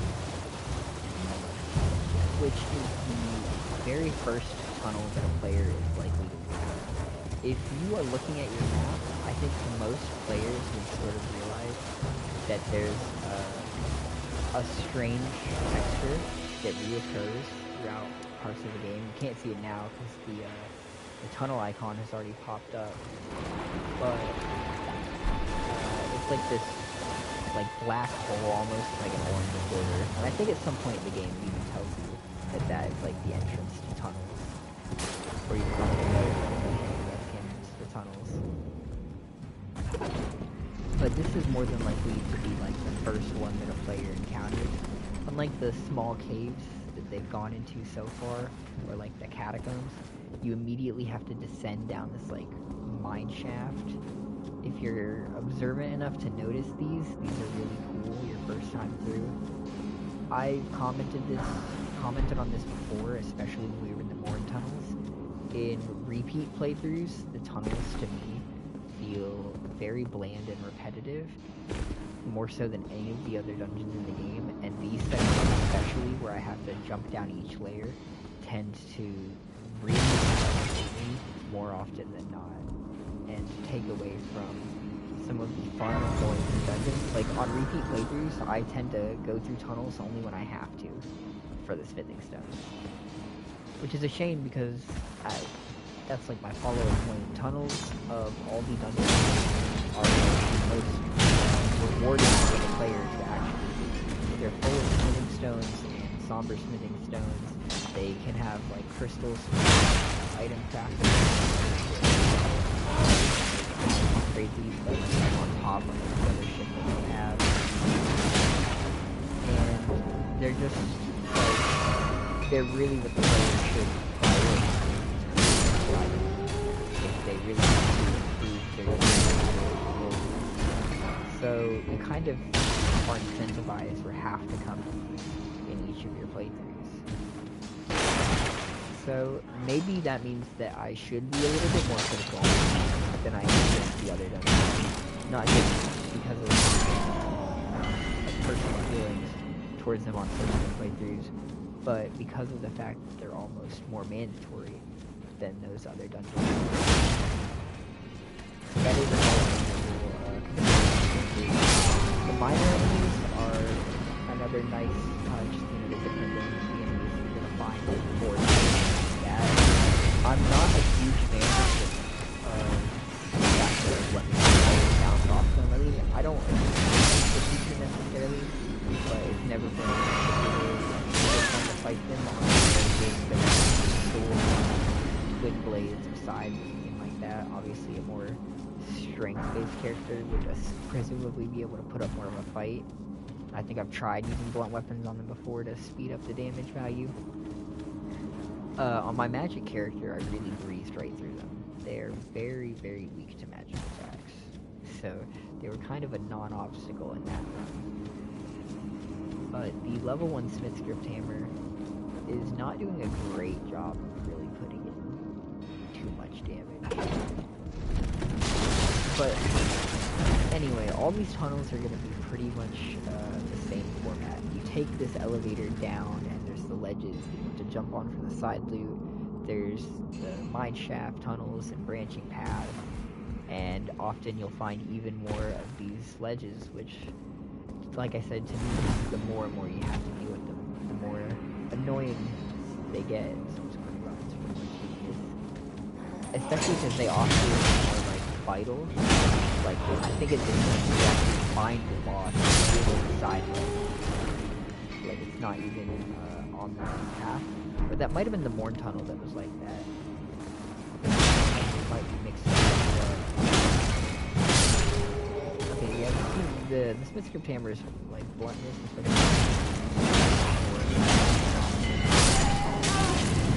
As long as you're not two-handing your weapon, you won't bounce off them, is what I've heard. So that might. There's a lot of things that I haven't like corroborated.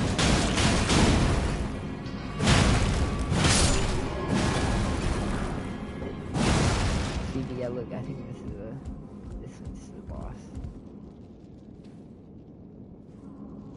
Yeah, so I think this whole dungeon like ends with a boss fight that you can only find by getting off at the branch path.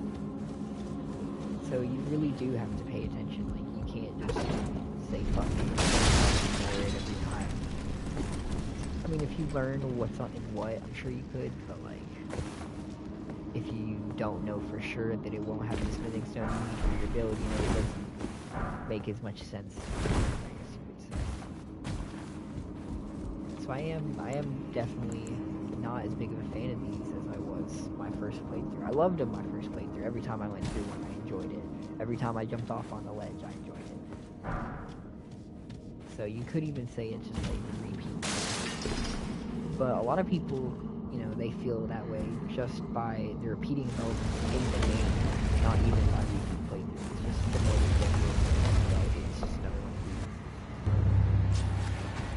And I didn't really feel that way at all.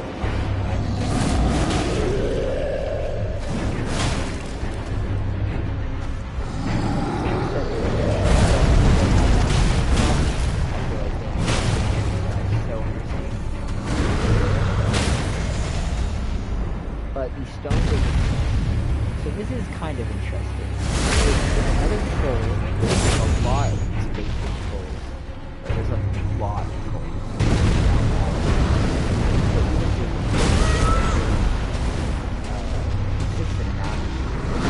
But unlike the normal trolls, instead of actually stone,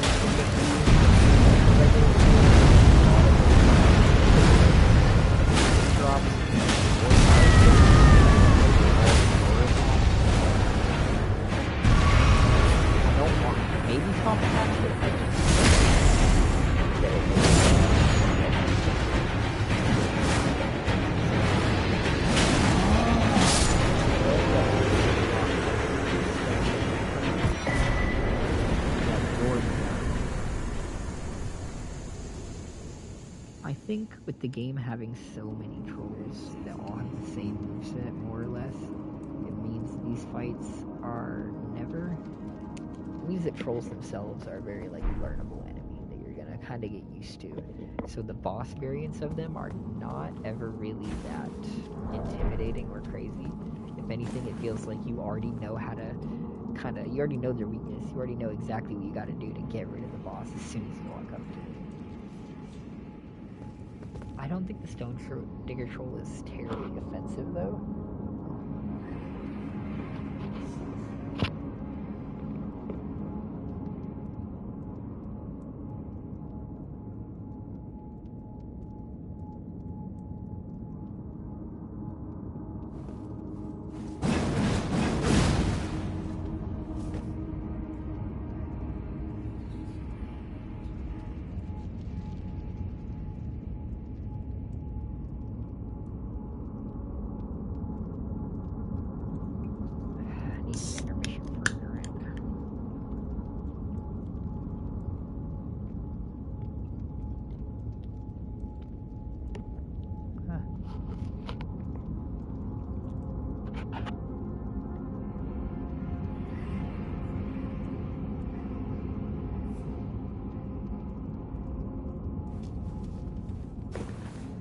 I think I said earlier on in the fight that he was holding the weapon he drops, which was a lie because he doesn't drop a weapon. The weapon he was holding, though, you do find later in the game, but I do not have it on this character, or it's in a chest, point blankly, because I was trying not to keep all the weapons on me in this run.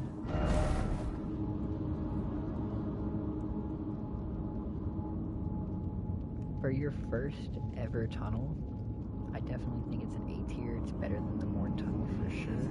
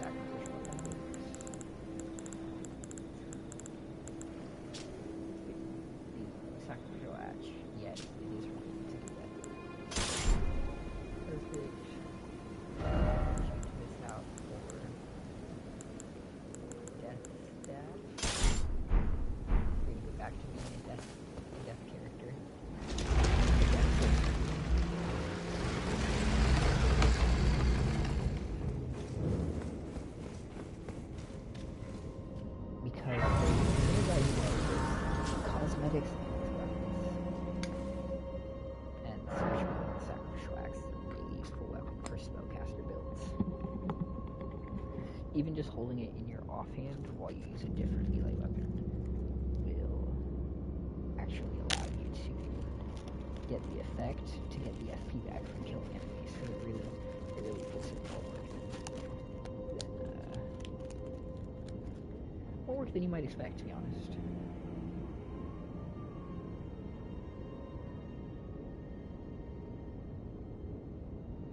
It's just been so long since I've done like streaming or any sort of online content that required talking, like even videos. Like I've mostly only made like social media posts about like the shit that I do and my interests and stuff, or like posts to TikTok, which are like short videos where I usually like rarely ever talk and can just put on background noise or compilations or shit like that for it. So, you know, it's kind of weird going back into the habit of having to have fucking narration, like dialogue, and having it be constant. It feels alien. I struggle to get into that like same rhythm of topic and conversation that I had. And I lose my train of thought, but I'm gonna work my way back to it. This is like my public speaking class. I gotta like re-lock in.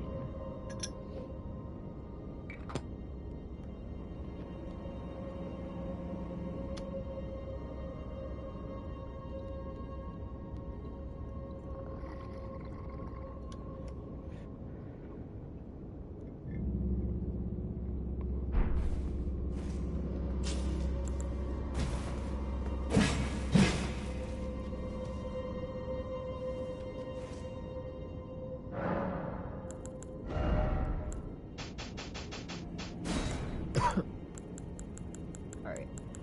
We're gonna put Flame Cleanse Me on all the time. Makes no sense not to.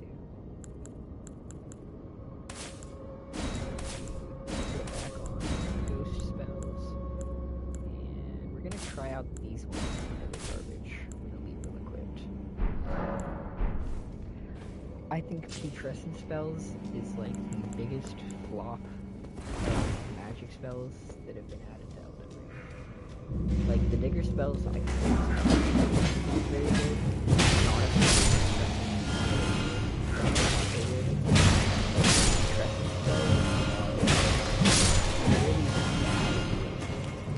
Like everything that they try to do, and they try to do several different things at once, they do worse than other types of stuff.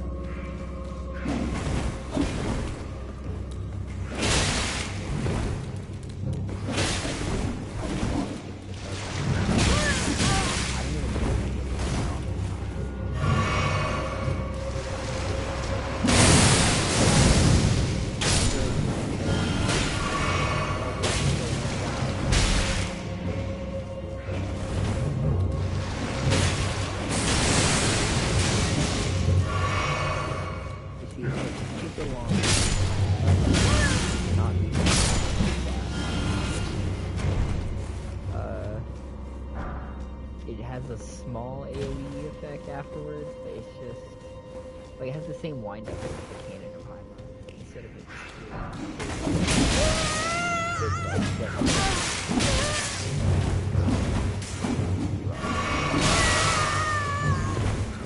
just barely like without something. I will say I don't remember.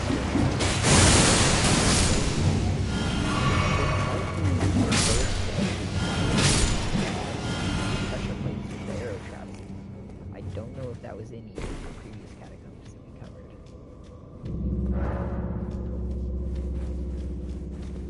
Looks like we have to backtrack a little bit to find the lever for this one. Oh no, it's right here. Just have to grab it. It's right next to the two imps. See, this is a really small catacomb as well. That's definitely very common. Something that I'm really think about each of the starting dungeons, and that is why I'm being so generous to them, is because I can tell that they are like the blueprint for what's supposed to break out. But this is the first time. First time I got this dude, I actually thought it was a great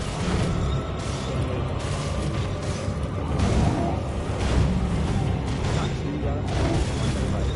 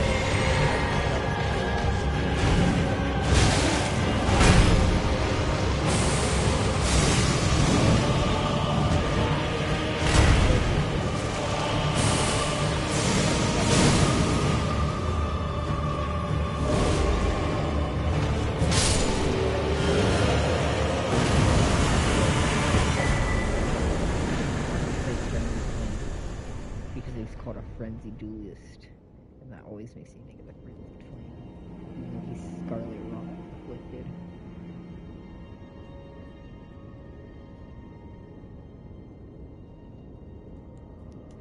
But anyway, the Graveborn duelist, I think for your first time encountering it, is gonna go ahead and get an A tier as well. It'll be very, very nice here in Limgrave. I was not nice to the Stone Digger Troll, however. I did decide in the end that he should be down to C tier just because of how frequent the trolls are in this game. Interesting that you get Banished Knight Engvall here, though. This is one of the best Spirit Ashes in the entire game. Like, it can really put in work and fight the good fight against a lot of bosses, even especially late game bosses. So to get it here is a pretty nice find.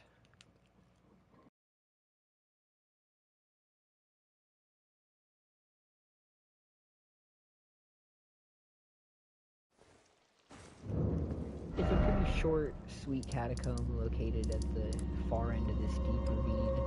All in all, I think it's another solid standard Limgrave catacomb. And I think we're going to go ahead and drop this one into the A tier as well. Yeah, we're going to go ahead and drop this catacomb into the A tier as well. I definitely think that the Weeping Peninsula, which is kind of an extension of Limgrave. It's pretty much the same region. They have the same aesthetic and everything. There's kind of like the same debate between whether these are separate as to whether Caelid and Dragonbarrow are separate. I'm gonna be honest. I would argue they're absolutely not. Dragonbarrow does scale higher, so mechanically you could say that it's a separate region. But Dragonbarrow just feels like a part of Caelid. A lot of people would also say that Weeping Peninsula is just a part of Limgrave, and it kind of is, but at the same time, I do feel like it almost has more of an identity. I don't know. It's hard to really differentiate necessarily, but like when you look at it on the map, I really do think that you could just say this is all Limgrave, this is all Caelid.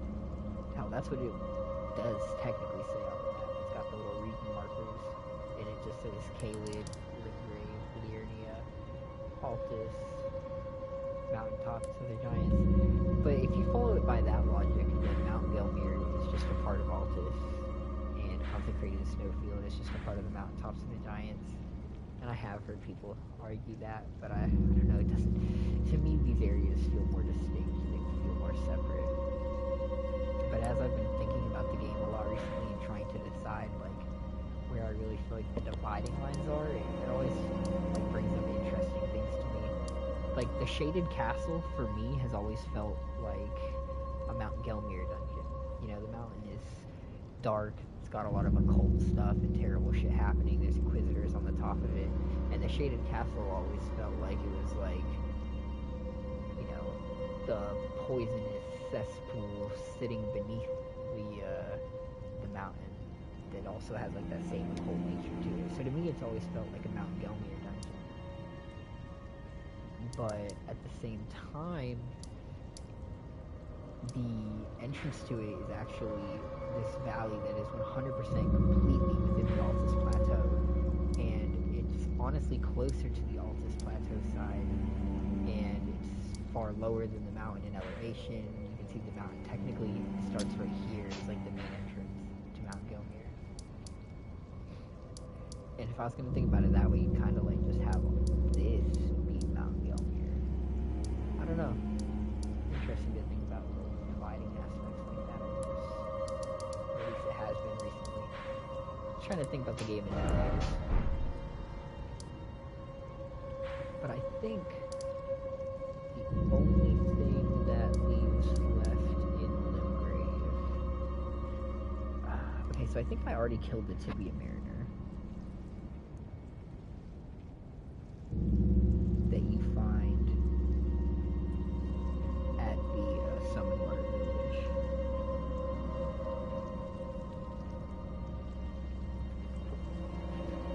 Summon Water Village ruins.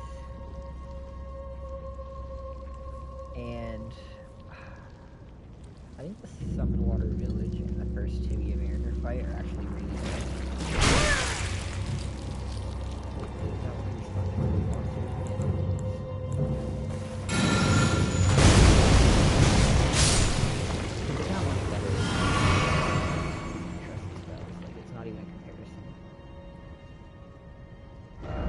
Summon Water Village, you encounter D for the first time, and that's how you get to start his quest, which lets you get access to like the way gate to Vestal Sanctum and Garank and all that shit.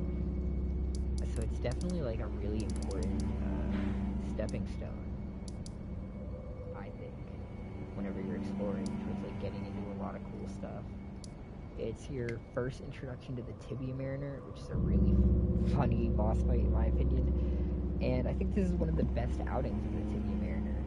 You know, like this spectral ghost in this big, like, flooded village that's just bringing back all the dead. Like, this is a great fight for the first time that you find him.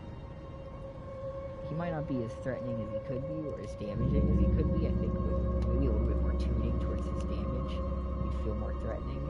And I have commented on this earlier in the stream, but I do think Tibia Mariners are cooler as a nighttime boss. That idea was raised a while back in a video I saw, and I fully agree with it, and I feel like it would have helped with their ambience in a lot of places. But I do still think the Summon Water Village ruins is a solid A tier ruin.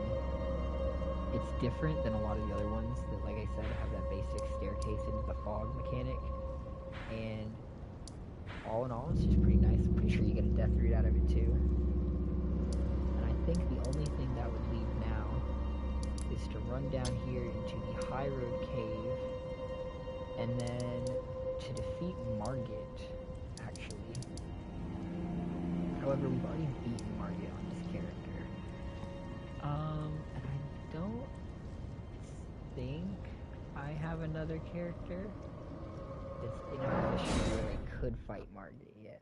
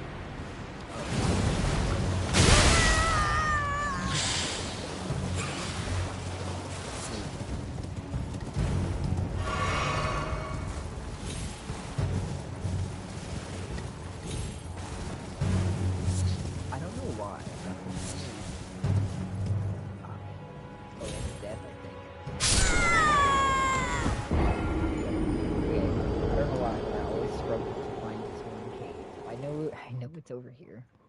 But I always struggle to find the fucking entrance in every playthrough. It was like one of the last dungeons in Limgrave I found. And I'm pretty sure I had found it after I'd already left Limgrave once or something like that. Because it's pretty obscure. Which is so interesting to me. Because it's one of the biggest caves so far here in Limgrave. And it's not only one of the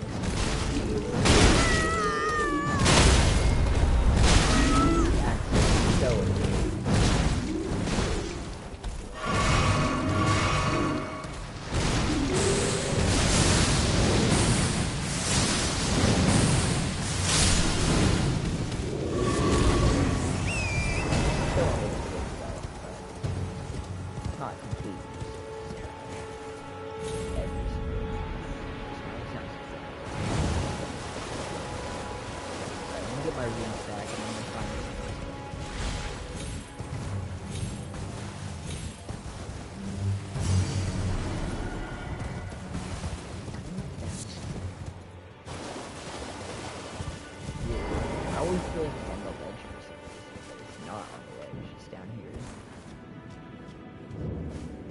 Let's cover this area real quick first.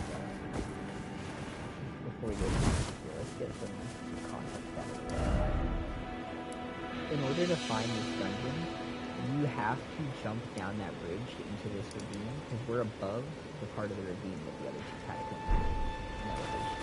So you have to find this little area. Well, there might be another one, but that's what's going on. And as you get over here, you can start to get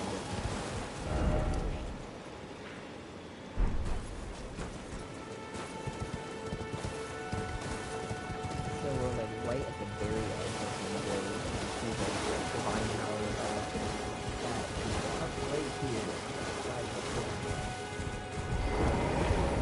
The high road cave.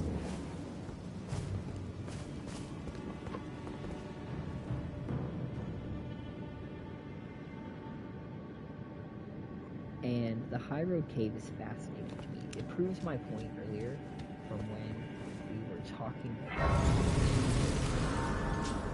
which is that caves are very different from catacombs in that the shape and variation that they take can be very different, and the enemy type can be very different. So I do feel like caves kind of have like a superiority aspect.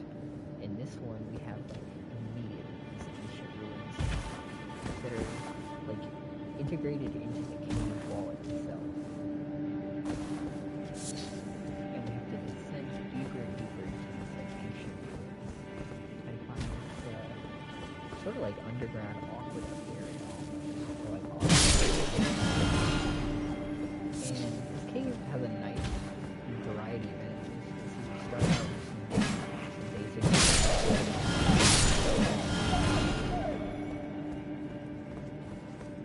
as we go deeper, the variety is going to change up some. We could just jump down right there. We're going to hold off on that. We're going to go ahead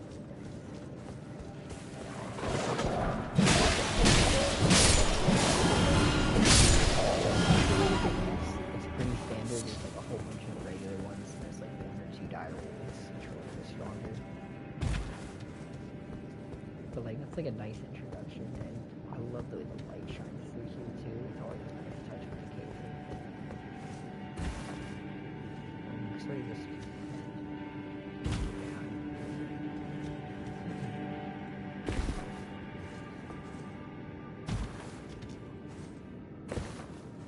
But when we get to the bottom, unlike the Earthborn Cave, we're just immediately into the boss fight against the green bear. Here we can branch out 2 different paths. Cell swords that are in here. It's a very nice storytelling that they've been hiding in this cave, doing whatever cell swords do, and the wolves just kind of fed on them. I think we're heading towards the water if we head that way, so we're gonna go over here first real quick.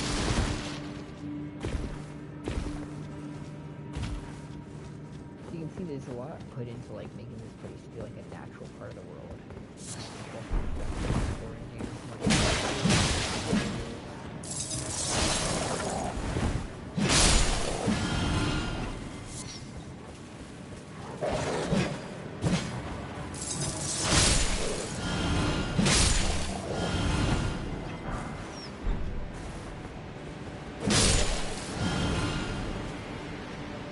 wolves are kind of like pinned down versions of gods.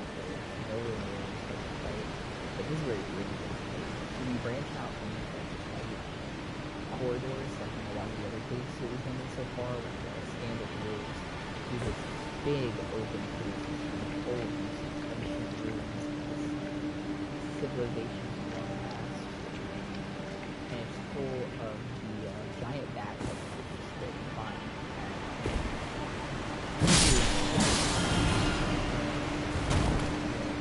reside in caves and find here.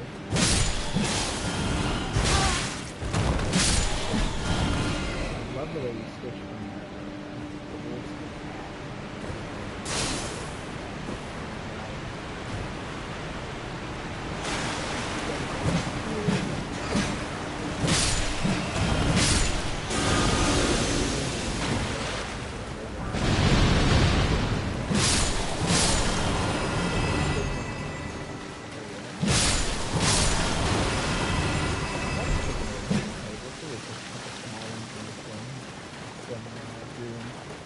That's a nice little bridge.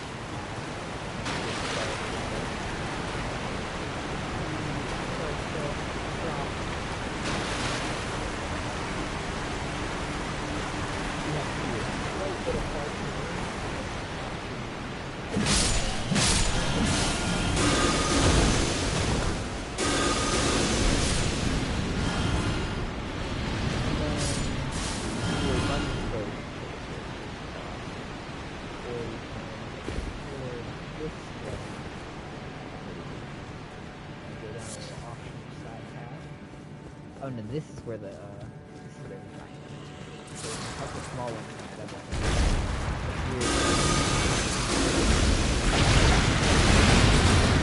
I kind of like the land squid.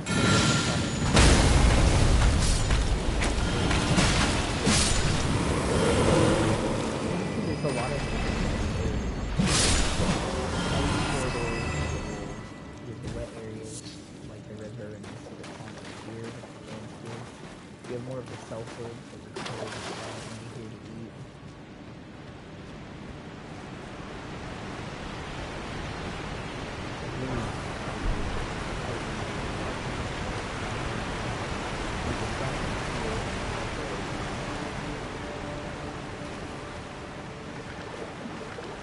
And the boss fight is you do not ever face an as a boss enemy. They are a mini boss enemy that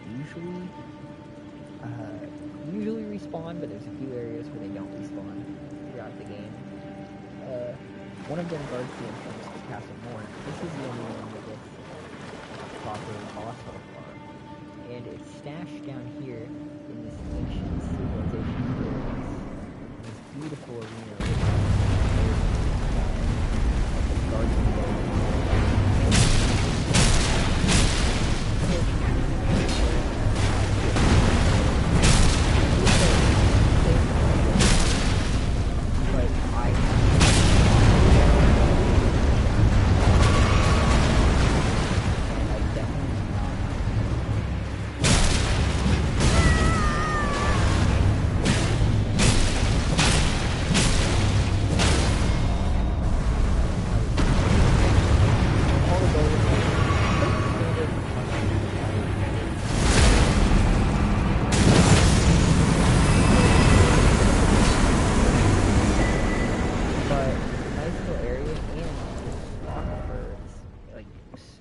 Full of water has the blue dancer charm, which is linked to like a fairy, like a blue fairy or a blue water spirit that helps the blind swordman seal away the god, which is incredibly interesting because you have this very water-rich area holding this special and important talisman, and there was even a trina lily actually growing in the riverbed outside of this cave.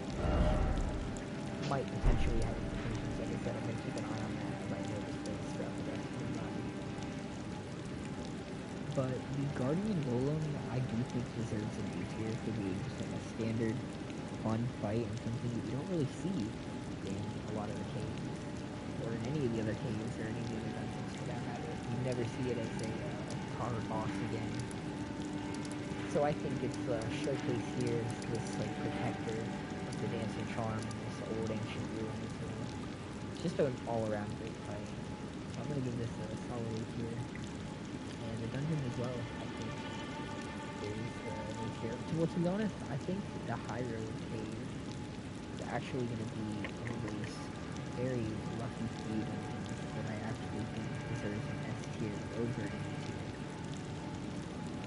I think the High Road Cave shows like a level of polish and quality that is just like amazing and on par with what you can consider like the more important legacy dungeon areas throughout Elden.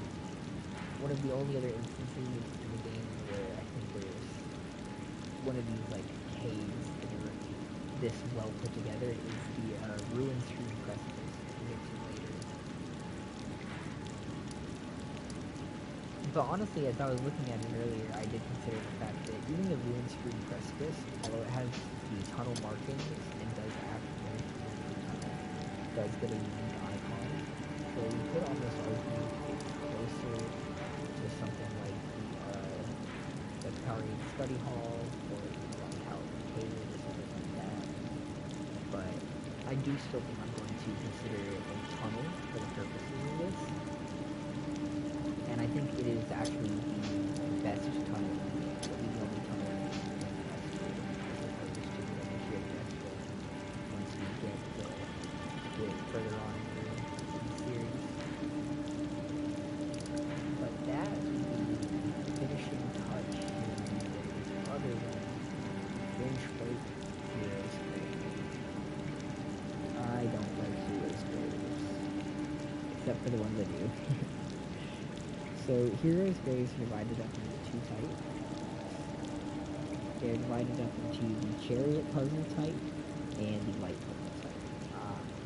But I did that backwards. I wrote the name of the dungeon first instead of the boss. I would be making a mistake.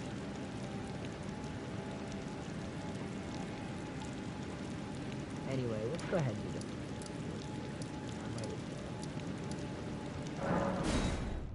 I hate the dungeon, but I might as well. Oh, let's also put Margit here at the very bottom.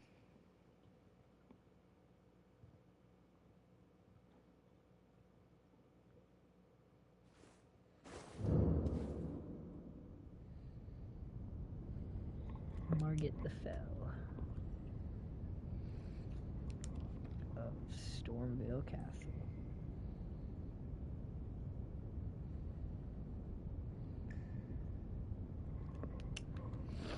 I think Margit is like the perfect starting Elden Ring like main boss. I'm gonna go ahead and give him an S. And fortunately I can't show any gameplay of him because I'm running the game. So I'm not really gonna touch on him as much. But I think I'm going to come back to him on Piper, which is like my analysis character once I get deeper into things. And I will talk about Margit a lot more then, I believe. And obviously Stormvale Castle is like a peak legacy dungeon, so it's going to get an S on the location meter. But I teleported too far into this cave, I think. I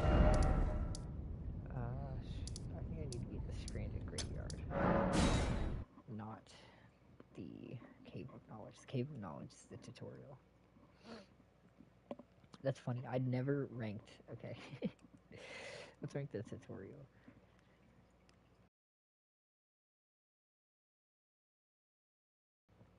So, the biggest flaw with Bloodborne, 100%, is that Bloodborne doesn't have any tutorial technically. You could just pick up the game and run into it, which is great whenever you're doing subsequent runs. But for first time runs, it's scary. Because it means you either have to read this giant input up of text in the upload, or you just have to make sure it's bug out. Here in Elden Ring, what they did, which is again nice, is they made the tutorial this like optional area that players don't have to do on subsequent runs. When they're starting out, it's just like off to the side of this little cave, which is really nice. I've watched too many people walk right past it, unfortunately, so I almost wonder if it should be made more obvious or something, so people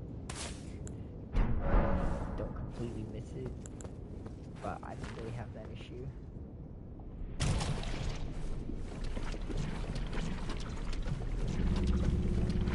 But it's a very basic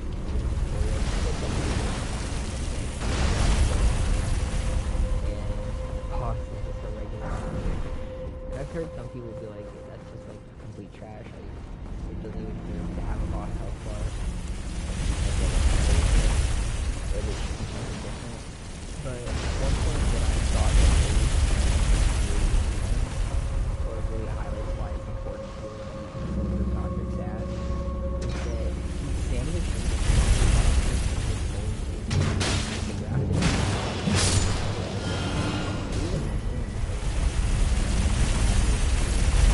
fight against it.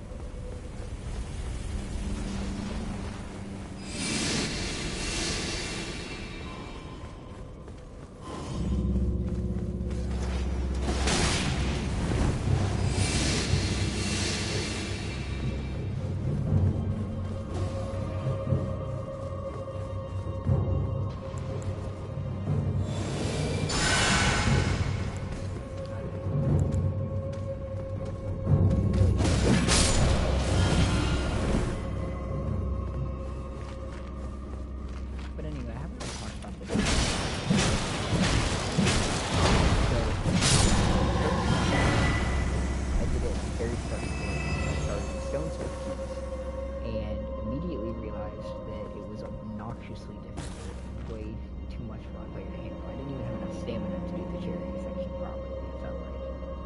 And I got poisoned going through the poison, so I was just like, this is a load of bullshit. And the chariots are like the least favorite of the dungeons.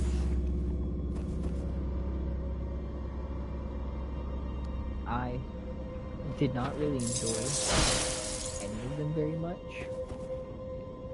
And I still do not really enjoy any of the chariot dungeons all that much. I think the worst offender is the Mount Gelmir variant, which I swear there's literally no way to get through that without taking damage. Like, I swear it's just a guaranteed bother.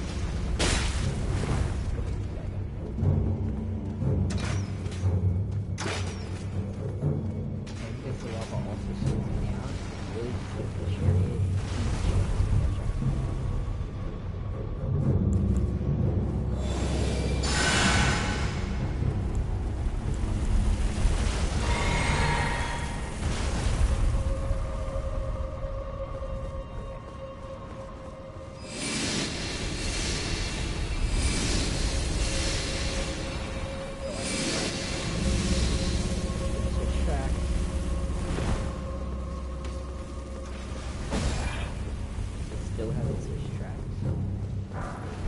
That's the other thing. Sometimes I swear it's hard to tell when it's gonna change. It seems like it's just deciding it's not going to.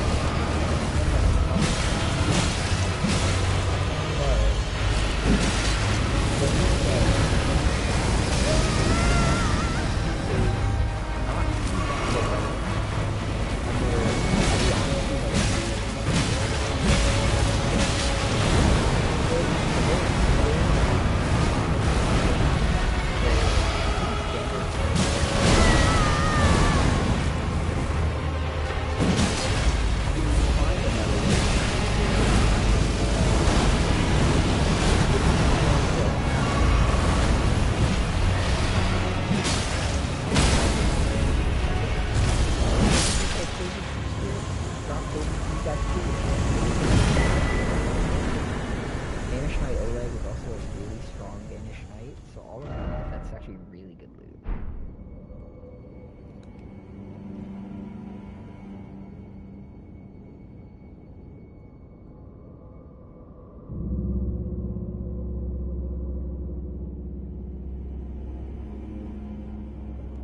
Personally, I think that the ulcerated tree spirit that we fight here is an A tier boss.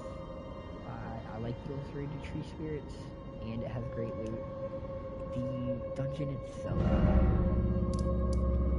I hate the chariot dungeons. You could argue that the poison is literally there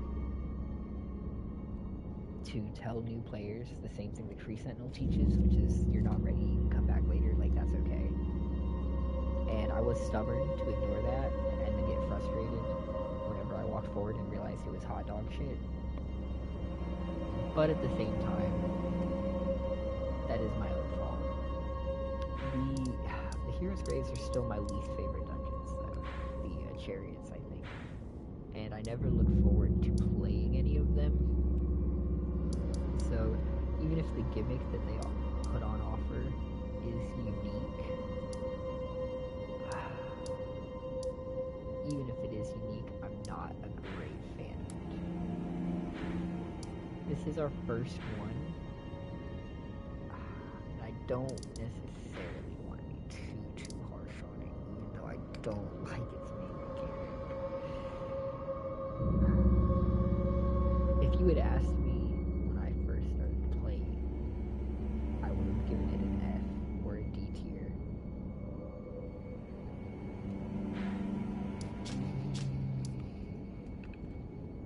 But this one is not terribly offensive, and it gives you enough time to at least be able to usually manage without either getting hit or getting hit too often or being too punishing.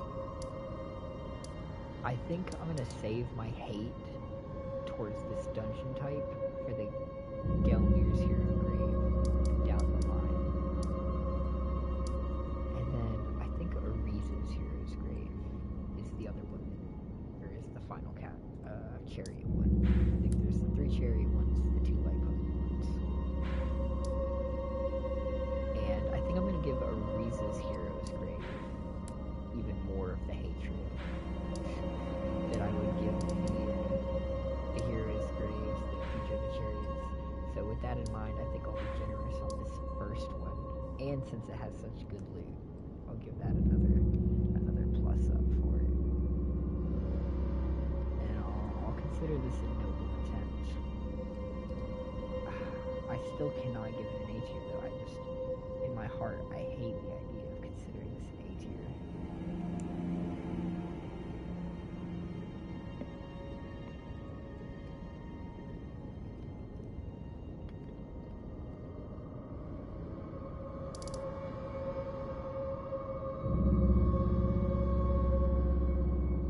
Yeah, B is as high as I'm willing to give it. I'm biased, but my bias prevents me from allowing it to go any with all that said in mind, said in mind, I should said in mind. I don't know. I'm tripping. But we have one last boss here in Limgrave that we gotta cover, which is Godric the Grafted. Did I ever cover the Bellbearing Hunter? I did not cover the Bellbearing Hunter. I already killed him with this character before I started talking about bosses. Okay, let's talk about the Bellbearing Hunter.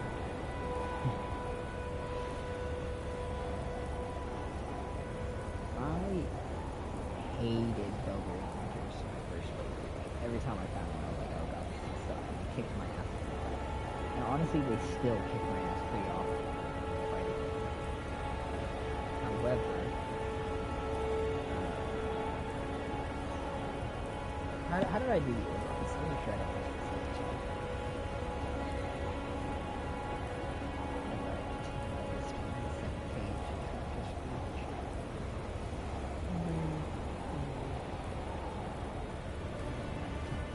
All the hunters are nighttime bosses. They appear places where there are usually NPCs, but when NPCs absent.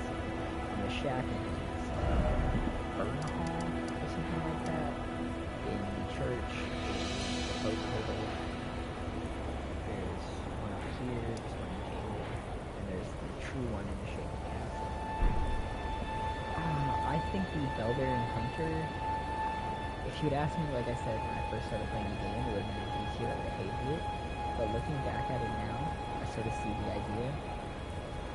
The Bellbearing Hunters, they go out and presumably are there to attack the NPCs. But they're like invading you, kind of. They have an interesting moveset that not a lot of characters have. They're a melee character who's predominantly ranged attacks because they fling their sword around a lot using this magic, which is really cool, but also terrifying. I honestly am going to be so generous to the Bellbearing Hunter in a way that I never thought I would be. At least this first encounter I will. I'm giving him a 10.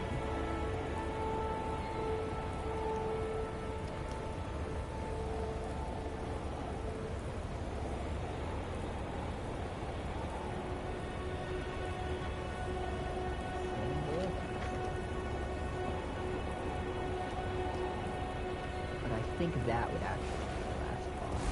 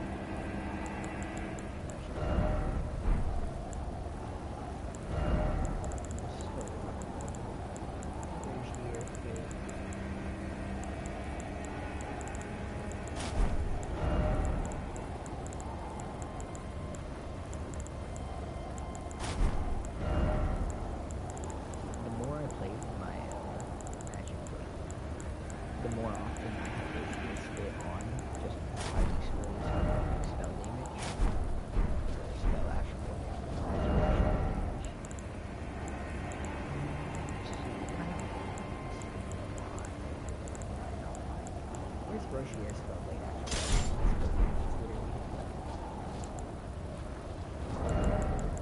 Trade this out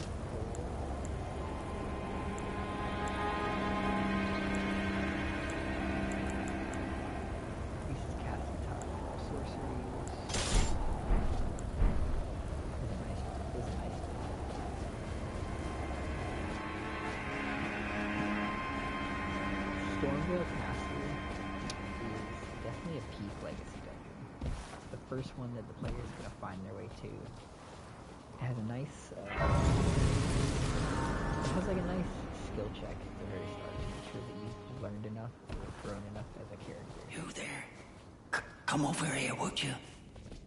It's tightly. Oh, the gods, you breached the.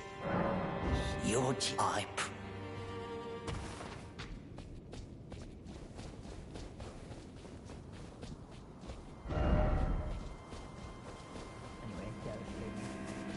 So, it has a nice skill check to make sure that you've leveled up enough or gotten enough gear or learned enough to be able to continue forward and get into the real challenge.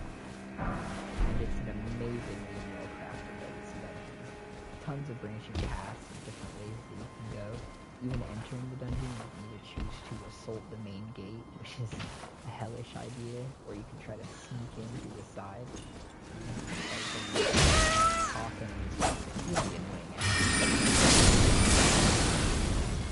But we'll end up fighting even more of those once we get into the castle itself. I would argue that you're definitely intended to assault the castle this way from the side. This is like the main way to do it. But if you're really ballsy, you can just storm the main gate.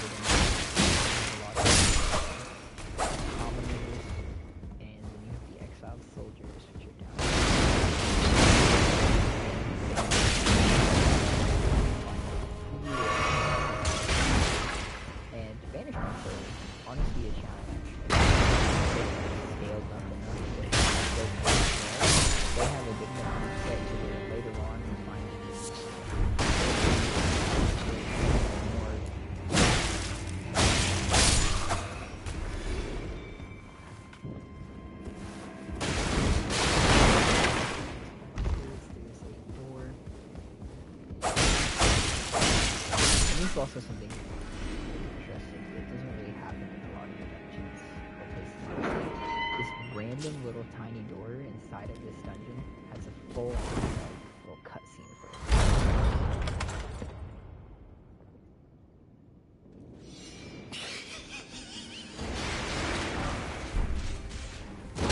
The dude that locked the door is actually around the place.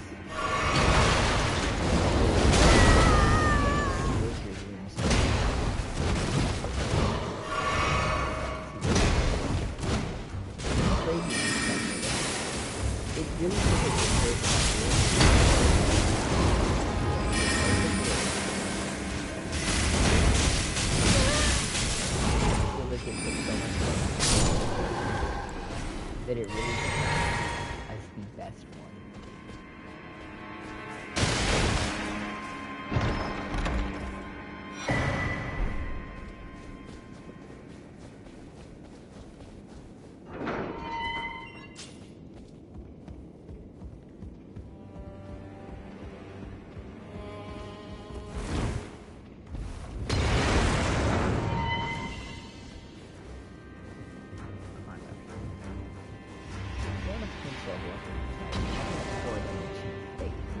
I feel like it makes more sense to have faith than it does to have army.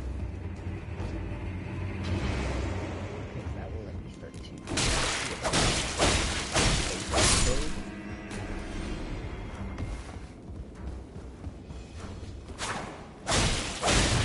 although on the flip side of that, I would be able to use my oracle spells without having to nerf my talismans if I just put a few extra points into arcane.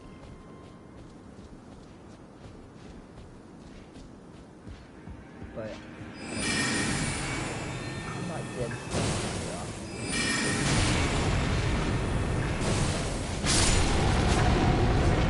I feel like I don't need to use spells enough to expect it to happen all the time.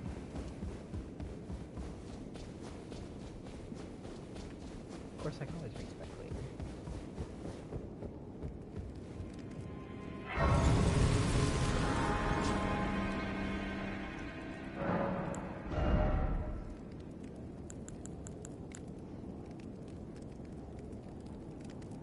Shit, I already got 40 faith. Honestly.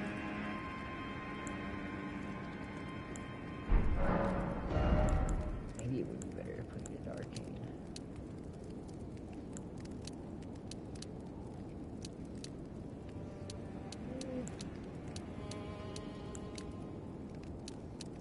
It does look my stats a little bit too if I put it into arcane instead.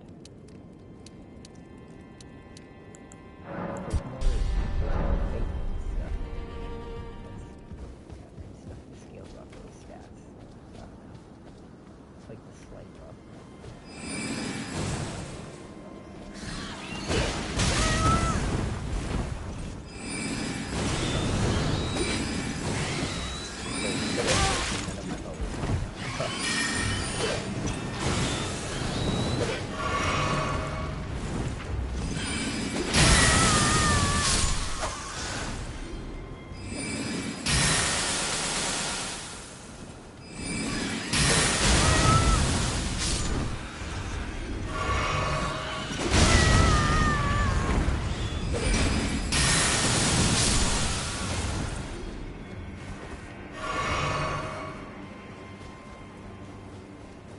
There's so many different ways you can go. You can go down the rooftops and explore on the far side. You can go down the various paths. There's a little church over here. This is just a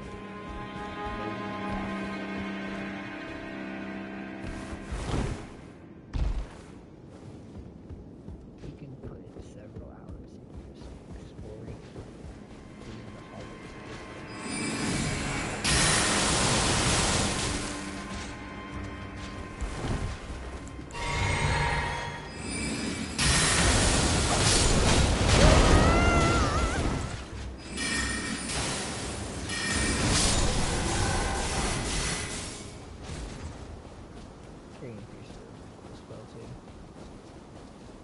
I keep forgetting that I have it.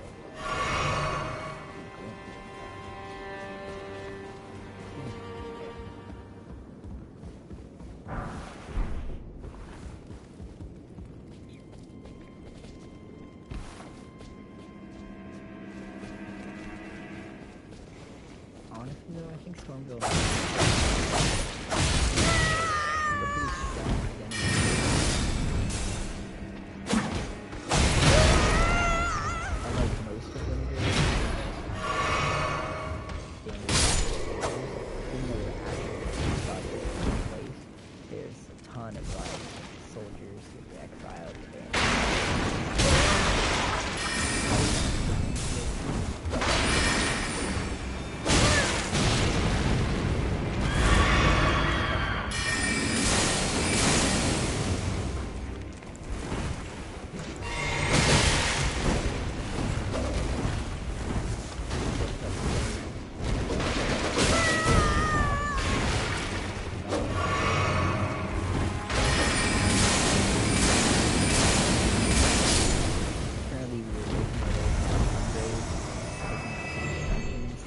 field areas, just sort of discussing them and waiting for some bosses and dungeons to go along.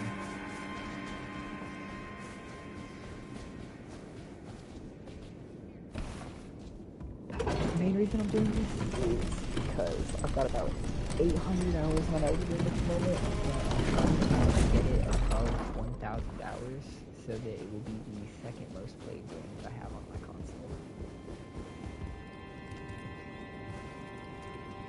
There's no real, like, reason to get it to there, but I don't know. That's just the plan, I suppose.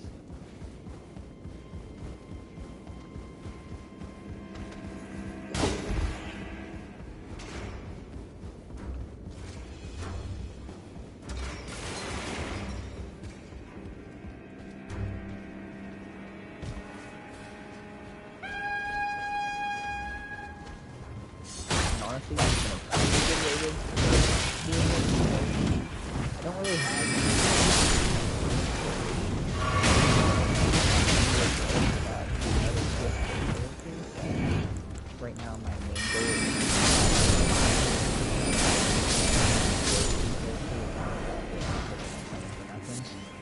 But with this, I can sort of just like run around, do random parts of the game,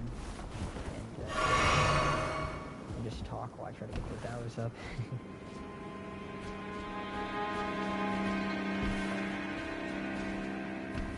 What's really interesting to me is that I think it's been a while since I've come this way.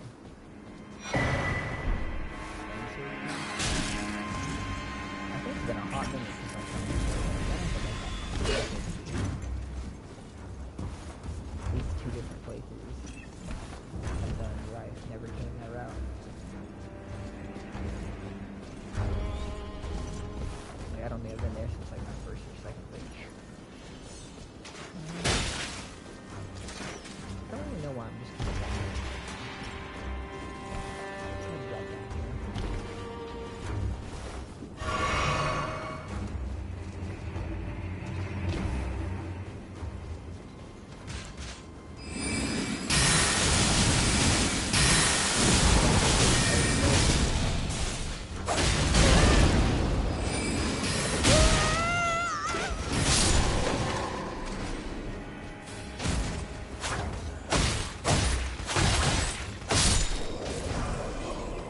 I did start one time. I do still have a hero only character. And I think right now I got them to be nice. I never took that character to really enjoy him.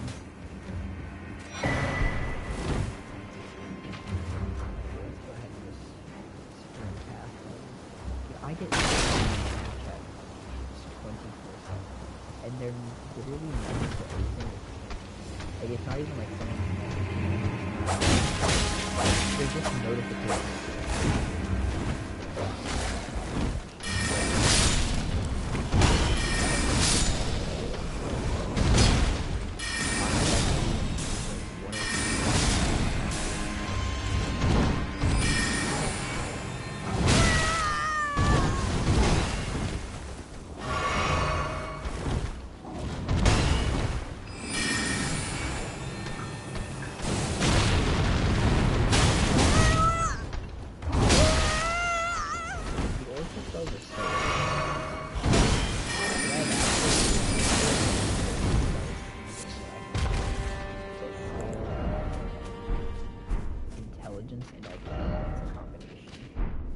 I also don't really know what's very arcane about it.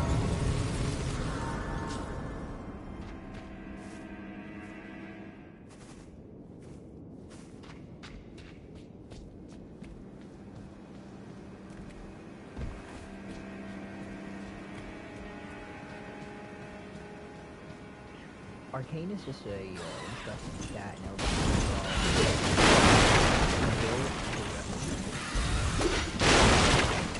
Doesn't have a lot to it. It doesn't feel like any really pairs well with Arcane, other than just your standard face Arcane. That in itself is a branch of faith, almost.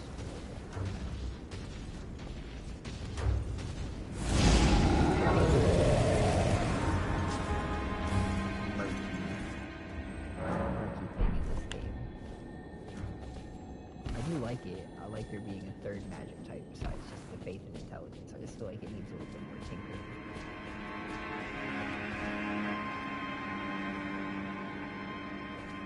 It's almost like a cult scene, like the Dark Souls games, or like the dark sorceries, the hexes. To me, Mighty dragon, thou'rt a true-born heir. Lend me thy strength, O kindred. Deliver me unto greater heights. Well.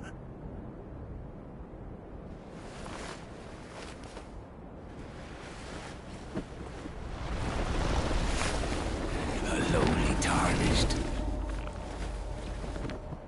Playing as a lord. I command thee, kneel!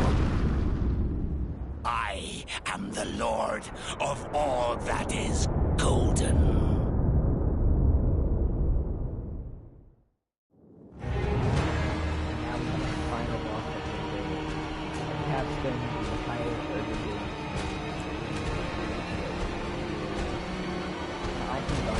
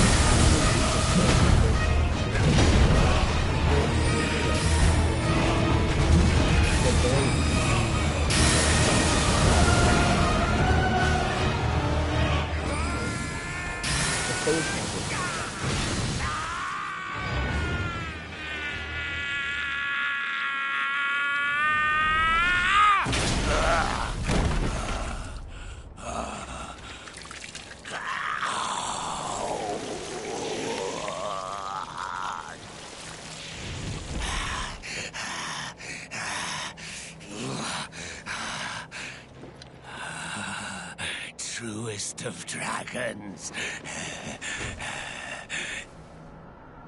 Lend me thy strength.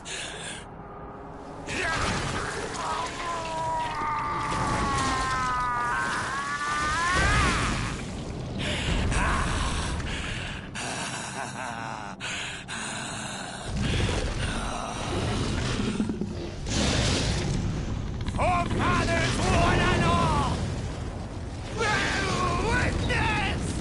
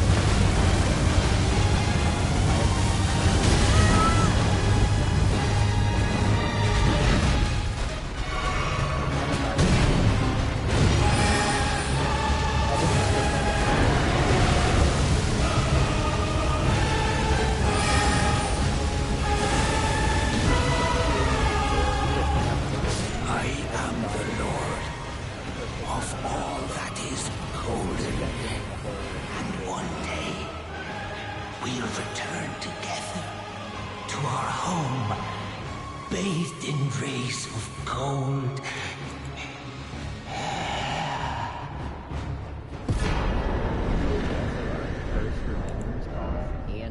first Great Rune boss. So he kind of serves a lot of starting purposes. His Great Rune is one of the better ones in the game too. I believe it's just +5 to every single stat, which is just an all across the board increase for every single build.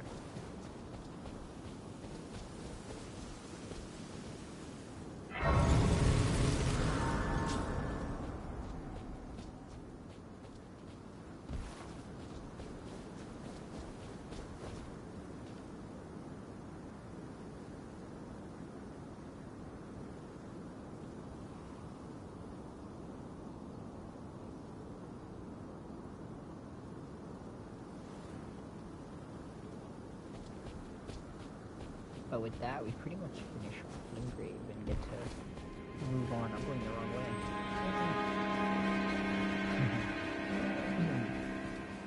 Yeah, if we come down this way, we can pretty much finish off Limgrave as a whole, head out the back half and start Liurnia, which I definitely do think the intended route is to go from Limgrave to Liurnia before you go to Caelid, just and everything like that. You could sneak around the outside of Stormvale Castle and skip it as a whole. There are enough Great Runes elsewhere that where you don't need it. So you would be able to do that if you really wanted to, or you could just run past it and come back later. So you're not locked into having to do it, but most players will make it so they get into any of the crazier stuff to come. Stuff for the mad who walk into Caelid and choose not to come out.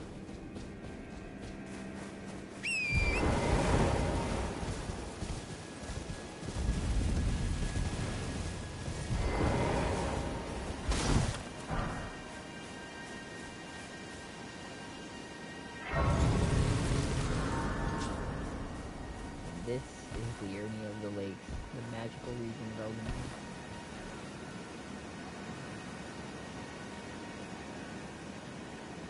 I think this is definitely where things are going to get a lot more interesting. We have a lot of stuff scattered throughout this area to talk about, and it's kind of like the we were to combine Limgrave and the Peninsula into one area. You'd kind of get about the same scale that we're going to have to talk about as we cover this fairly large region with quite a lot of content to talk about.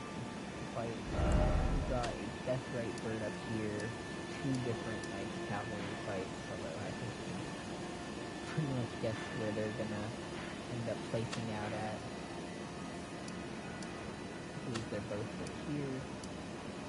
We have Loretta. We have a couple different Evergreels. I think it's 4 or 5 to talk about.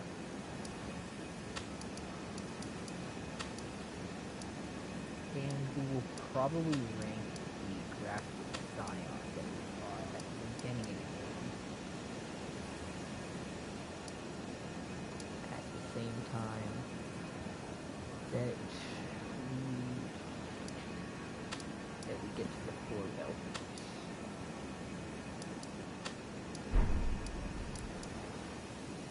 There's definitely a lot more to come.